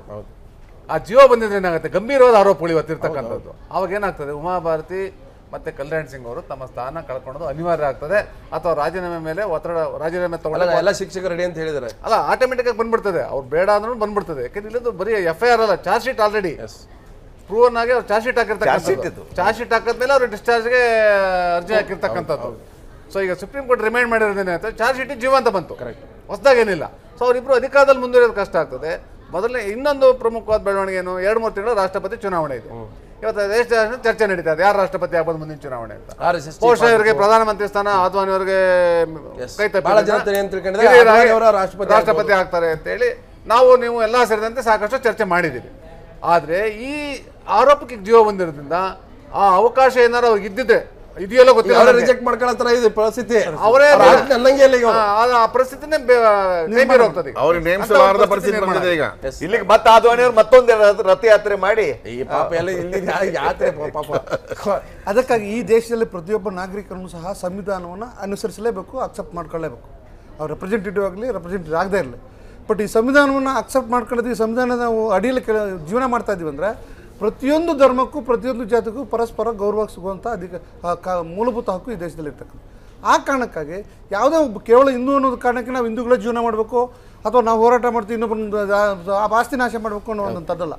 ಒಂದು ವೇಳೆ ಇವರು ಏನಾದರೂ ಒಪ್ಕೊಂಡ್ರೆ ಥ್ರೆಟ್ನಿಂಗ್ ನ್ಯಾಷನಲ್ ಇಂಟಿಗ್ರೇಷನ್ ಒಂದು ವೇಳೆ ಐಕ್ಯತೆಗೆ ಅಲ್ಲ, ದೇಶದ ಐಕ್ಯತೆಗೆ ಭಂಗ ತರುವಂತ ಆರೋಪ ಹೊತ್ಕೊಂಡು ಕೇಂದ್ರದಲ್ಲಿ ಸಚಿವರು ರಾಜ್ಯಪಾಲ ಆಗ್ಲಿಕ್ಕೆ ಇರ್ಲಿಕ್ಕೆ ಆಗ್ತದ? ಪ್ರೆಸಿಡೆಂಟ್ ಆಗಕ್ ಬರುತ್ತಾ? Very simple. ಪ್ರೆಸಿಡೆಂಟ್ ಆಗಕ್ ಬರುತ್ತಾ? ಹುದ್ದೆಗಳು ಇಲ್ಲಿ ಇರ್ಲಿಕ್ಕೆ ಆಗ್ತದಾ? ಎಲ್ಲ ರಕ್ಷಣೆ ಮಾಡ್ಬೇಕು. ಇವನ್ ರಾಜ್ಯಸಭಾ ಮೆಂಬರ್, ಲೋಕಸಭಾ ಮೆಂಬರ್ ಆಮೇಲೆ ಇಲ್ಲಿ ಆರೋಪ ಮಾಡ್ತಾರಲ್ಲ ಈಗ ಉಮಾಭಾರತಿ ಸರ್ಕಾರ, ಈಗ ಉಮಾಭಾರತಿ ಕೇಂದ್ರ ಸರ್ಕಾರದ ಉಮಾಭಾರತಿ ಅವರು ಹೇಳಿದಂಗೆ ಈ ಆರೋಪಗಳನ್ನ ಅವರು ನೇರವಾಗಿ ಹೌದು ನಾವು ಧ್ವಂಸ ನಿಜ, ನಾವು ದೇಶದ ವಿರೋಧ ಚಟುವಟಿಕೆ ನಡೆಸಿದ ನಿಜ ಅಂತ ನೇರವಾಗಿ ಒಪ್ಕೊಂಡಿದ್ದಾದ್ರೆ ಈ ಕೇಸನ್ನು ಸಂಪೂರ್ಣ ಇಮಿಡಿಯೇಟ್ ಆಗಿ ಅವ್ರು ರಾಜೀನಾಮೆ ಶಿಕ್ಷೆಗಳು ಪಡ್ತಾರೆ. ಯಾಕಂದ್ರೆ ಅವರು ಡಿಸ್ಚಾರ್ಜ್ಗೆ ಆರ್ಗ್ಯುಮೆಂಟ್ ಮಾಡುವಂಥ ಅವಶ್ಯಕತೆನೇ ಇರ್ತಾರೆ. ಅವ್ರು ಹೇಳಿದಂಗೆ ಸುಮ್ಮನೆ ರಾಜಕೀಯವಾಗಿ ಏನೇನೋ ಮಾತಾಡ್ಬೋದು, ಬಟ್ ಖಂಡಿತವಾಗ್ಲೂ ಸಹ ಅವ್ರು ಯಾವುದೇ ಕಾರಣಕ್ಕೂ ಸಹ ಅವ್ರ ಮೇಲೆ ಇರ್ತಕ್ಕಂಥ ಆರೋಪಗಳನ್ನು ಕೋರ್ಟ್ ಬಂದು ಒಪ್ಕೊಳ್ಳೋದಿಲ್ಲ. ಶಿವಕುಮಾರ್ ಶಿವಕುಮಾರ್ ಬಹಳ ಸರಳವಾದ ಪ್ರಶ್ನೆ. ನೀವು ಹೇಳ್ತಾ ಇದ್ರಿ ಹಿಂದುತ್ವದ ರಕ್ಷಣೆ, ಹಿಂದೂ ಧರ್ಮದ ಹಿಂದೂಗಳಿಗೆ ಆದಂಥ ಅಪಾಯಗಳು, ಇದನ್ನ ನಾವು ರಕ್ಷಣೆ ಮಾಡ್ತೀವಿ ಅಂತ ಹೇಳಿದ್ರೆ ಇದು ನಿಮ್ಮ ವೈಯಕ್ತಿಕವಾದ ಅಭಿಪ್ರಾಯ, ಅದನ್ನು ನಾನು ರಿಜೆಕ್ಟ್ ಮಾಡಲ್ಲ. ಆಸ್ ಎ ಶಿವಕುಮಾರ್ಗೆ ಓಕೆ. ಇಲ್ಲಿರ್ತಕ್ಕಂಥದ್ದು ಕಾನ್ಸ್ಟಿಟ್ಯೂಷನಲ್ ಆಬ್ಲಿಗೇಷನ್ಸ್ ಇದೆ, ಕಾನ್ಸ್ಟಿಟ್ಯೂಷನಲ್ ಅಬೈಡಿಂಗ್ ನೀವು ಅಬೈಡ್ ಮಾಡಲೇಬೇಕಾಗಿಲ್ಲ. ಅದು ಇಲ್ಲಿರ್ತಕ್ಕಂಥ ಪ್ರಶ್ನೆ 153B ಏನಿದೆ ಅದು ಈ ದೇಶದ ಐಕ್ಯತೆಗೆ ಧಕ್ಕೆ ತರುವಂಥದ್ದು. ಆ ಧಕ್ಕೆ ತರುವಂಥ ಕೇಸ್ಗಳು ಯಾರ್ಯಾರ ಮೇಲಿದೆ? ಅಡ್ವಾಣಿಯವ್ರ ಮೇಲಿದೆ, ಮುರಳಿ ಮನೋಹರ್ ಜೋಶಿ ಮೇಲಿದೆ, ವಿನಯ್ ಕಟಿಯಾರ್ ಮೇಲಿದೆ. ಈಗ ರಾಜ್ಯಪಾಲರಾಗಿರ್ತಕ್ಕಂಥ ಅವ್ರ ಕಾನ್ಸ್ಟಿಟ್ಯೂಷನಲ್ ಹೆಡ್ಡು ಅವ್ರ ಮೇಲೆ ಈ ಕೇಸ್ ಇದೆ. ನ್ಯಾಷನಲ್ ಇಂಟಿಗ್ರೇಷನ್ ಕಾಪಾಡಬೇಕಾಗಿರೋದು ಅವರೇ ಕರ್ತವ್ಯ. ಸೊ ಇಂಥ ಸಂದರ್ಭದಲ್ಲಿ ಅವರು ಆ ಹುದ್ದೆಗಳಲ್ಲಿ ಮುಂದುವರಿಯೋದು ಎಷ್ಟು ಸರಿ? ನಾನು ಹೇಳ್ತಿರೋದು ಕಾನ್ಸ್ಟಿಟ್ಯೂಷನಲ್ಲಿ, ನೀವು ವೈಯಕ್ತಿಕವಾದ ಅಭಿಪ್ರಾಯ ಏನೇ ಇರ್ಬೋದು. ಅಲ್ಲ, ನೀವು ಹೇಳೋದು ಸರಿ ಇದೆ, ಇಲ್ಲ ಅಂತ ನಾನು ಹೇಳಲ್ಲ. ಆದರೆ ಕಳೆದ 25 ವರ್ಷಗಳಿಂದ ಇದು ಕೋರ್ಟ್ ಮುಂದೆ ಇದೆ. ರಾಯ್ಬರೇಲಿ ಕೋರ್ಟ್ ಇತ್ತು, ಲಕ್ನೋ ಕೋರ್ಟ್ ಇತ್ತು, ಮತ್ತು ಏನಾಗಿದೆ ಅನ್ನೋದು ಎಲ್ರಿಗೂ ಗೊತ್ತಿದೆ.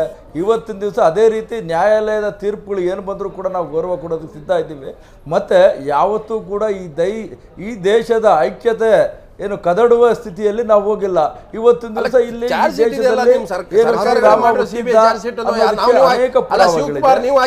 ಸಾವಿರ ವರ್ಷಗಳ ಸಂಪ್ರದಾಯ ಸಂಸ್ಕೃತಿ ಇದೆ. ಅದರ ಪ್ರಕಾರ ಇವತ್ತಿನ 16ನೇ ಸೆಂಚುರಿನಲ್ಲಿ ಬಾಬರು ಏನು ಕೊಟ್ಟಿದ್ದ, ಅಲ್ಲಿ ಬಾಬರಿ ಮಸೀದಿ ಕಟ್ಟಿದ್ದ, ಆವತ್ತಿಂದ ಇವತ್ತವರೆಗೂ ಅನೇಕ ವ್ಯಾಜ್ಯಗಳಿದೆ. ಮತ್ತೆ ಅಲ್ಲಿ ಆವತ್ತಿಂದ ಇವತ್ತವರೆಗೂ ಕೂಡ ಅಲ್ಲಿ ಶ್ರೀರಾಮ ಇತ್ತು ಅಂತೇಳಿ ಅನೇಕ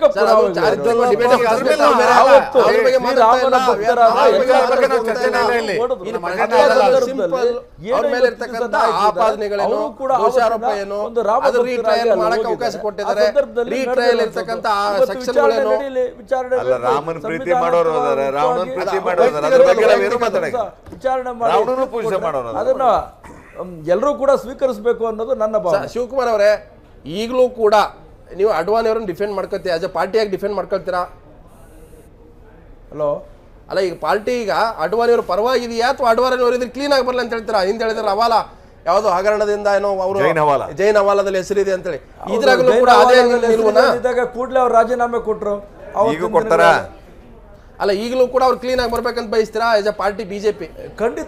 ಖಂಡಿತ ಇವತ್ತಿನ ದಿವಸ ಪಾರ್ಟಿ, ಇವತ್ತಿನ ದಿವಸ ನಮ್ಮ ಭಾರತೀಯ ಜನಸಂಘದಿಂದ, ಜನತಾ ಪಾರ್ಟಿಯಿಂದ ಅವರು ಭಾರತೀಯ ಜನತಾ ಪಾರ್ಟಿ ಎಲ್ಲವನ್ನೂ ಕೂಡ ಸಂಘಟನೆಯಲ್ಲಿ ಭೀಷ್ಮರ್ ಅವರು ಎಲ್ಲ ರೀತಿಯ ಯಾತ್ರೆಗಳನ್ನು ಮಾಡಿದ್ದಾರೆ. ಚೈತನ್ಯ ಯಾತ್ರೆ ಇರ್ಬೋದು, ಸಂಕಲ್ಪ ಇರ್ಬೋದು, ಇಡೀ ದೇಶದಾದ್ಯಂತ ಅವರು ಓಡಾಡಿ ಸಂಘಟನೆ ಮಾಡಿದ್ದಾರೆ. ಎಲ್ಲ ಕಾರ್ಯಕರ್ತರಿಗೂ ನಮ್ಮ ನಾಯಕರಿಗೂ ಕೂಡ ಅತ್ಯಂತ ಗೌರವ ಅವ್ರ ಮೇಲಿದೆ. ಖಂಡಿತ ನಾವು ವಿಶ್ವಾಸದಿಂದ ಹೇಳ್ತೀವಿ, ಅವ್ರು ಎಲ್ಲ ರೀತಿಯ ಏನು ಈ ದೋಷ ಮುಕ್ತರಾಗಿ ಹೊರಬರಲಿ ಅಂತೇಳಿ ನಾವು ಆಶಿಸ್ತೀವಿ. ಲಾಲು ಪ್ರಸಾದ್ ಆದ ಒಂದು ಆರೋಪ ಮಾಡಿದ್ದಾರೆ ಎಲ್ಲ ಪಕ್ಷಗಳ ಪರವಾಗಿ. ಒಂದು ಅವ್ರ ಇಂಟ್ರೆಸ್ಟಿಂಗ್ ಆದ ಅಲಿಗೇಷನ್ ಏನಂದ್ರೆ CBI ಅನ್ನ ಮೋದಿ ಅವರು ಮಿಸ್ಯೂಸ್ ಮಾಡ್ಕೊಂಡಿದ್ದಾರೆ. ಅಡ್ವಾಣಿ ಅವರು ರಾಷ್ಟ್ರಪತಿ ಆಗೋದನ್ನು ತಪ್ಪಿಸಲಿಕ್ಕೆ ಇವತ್ತು ಸುಪ್ರೀಂ ಕೋರ್ಟ್ಗೆ ಮೇಲ್ಮನವಿ ಹೋದ್ರು. ಅದೆಲ್ಲ ಬೇಸ್ಲೆಸ್ ಅಲಿಗೇಷನ್ಸ್. ಕಾರಣ ಏನಂದ್ರೆ CBI ಒಂದು ಅಟಾನಮಸ್ ಬಾಡಿ, ತನ್ನದೇ ಆದ ರೀತಿಯಲ್ಲಿ ಅದು ಕೆಲಸ ಕಾರ್ಯಗಳನ್ನು ಮಾಡ್ತಾ ಇದೆ. ಅದು ಯಾವುದೇ ಕಾರಣಕ್ಕೂ ಮಾಡೋದು ಇಲ್ಲ, ಕೇಂದ್ರ ಸರ್ಕಾರದ ತನ್ನದೇ ಆದ ರೀತಿಯಲ್ಲಿ ಕೆಲಸ ಮಾಡ್ತಾ ಇದೆ. ಒತ್ತಡ ಇಲ್ಲ, ಮತ್ತೆ ಯಾವುದೇ ಕೇಂದ್ರ ಸರ್ಕಾರ ಅಥವಾ ಪ್ರಧಾನಮಂತ್ರಿಗಳು ಯಾವುದು ಕೂಡ ಇನ್ವಾಲ್ವ್ ಇಲ್ಲ. ಅದೆಲ್ಲವೂ ಕೂಡ ಏನು ಇವತ್ತು ದಿವಸ ಲಾಲು ಪ್ರಸಾದ್ ಯಾದವ್ ಅವರು ಮಾಡಿದ್ದಾರೆ ಅದೆಲ್ಲವೂ ಕೂಡ ಬೇಸ್ಲೆಸ್ ಅಲಿಗೇಷನ್ಸ್. ಎಸ್, ನಾನು ನಾಡ್ಕೊಡ್ರೆ ಲಾಲು ಪ್ರಸಾದ್ ಯಾದವ್ ಈ ದೇಶದಾಗ ಏನು ಮಾಡಿದ್ರು ಅಂದರೆ, ಇವರು ರಥಯಾತ್ರೆ ಹೊರಟಾಗ ನಾನು ಅರೆಸ್ಟ್ ಮಾಡ್ತೀನಿ ಅಂತ ಹೇಳಿದ್ರು ಅಡ್ವಾಣಿ ಅವರು ಒಬ್ಬರೇ ಅರೆಸ್ಟ್ ಮಾಡಿದ್ದು.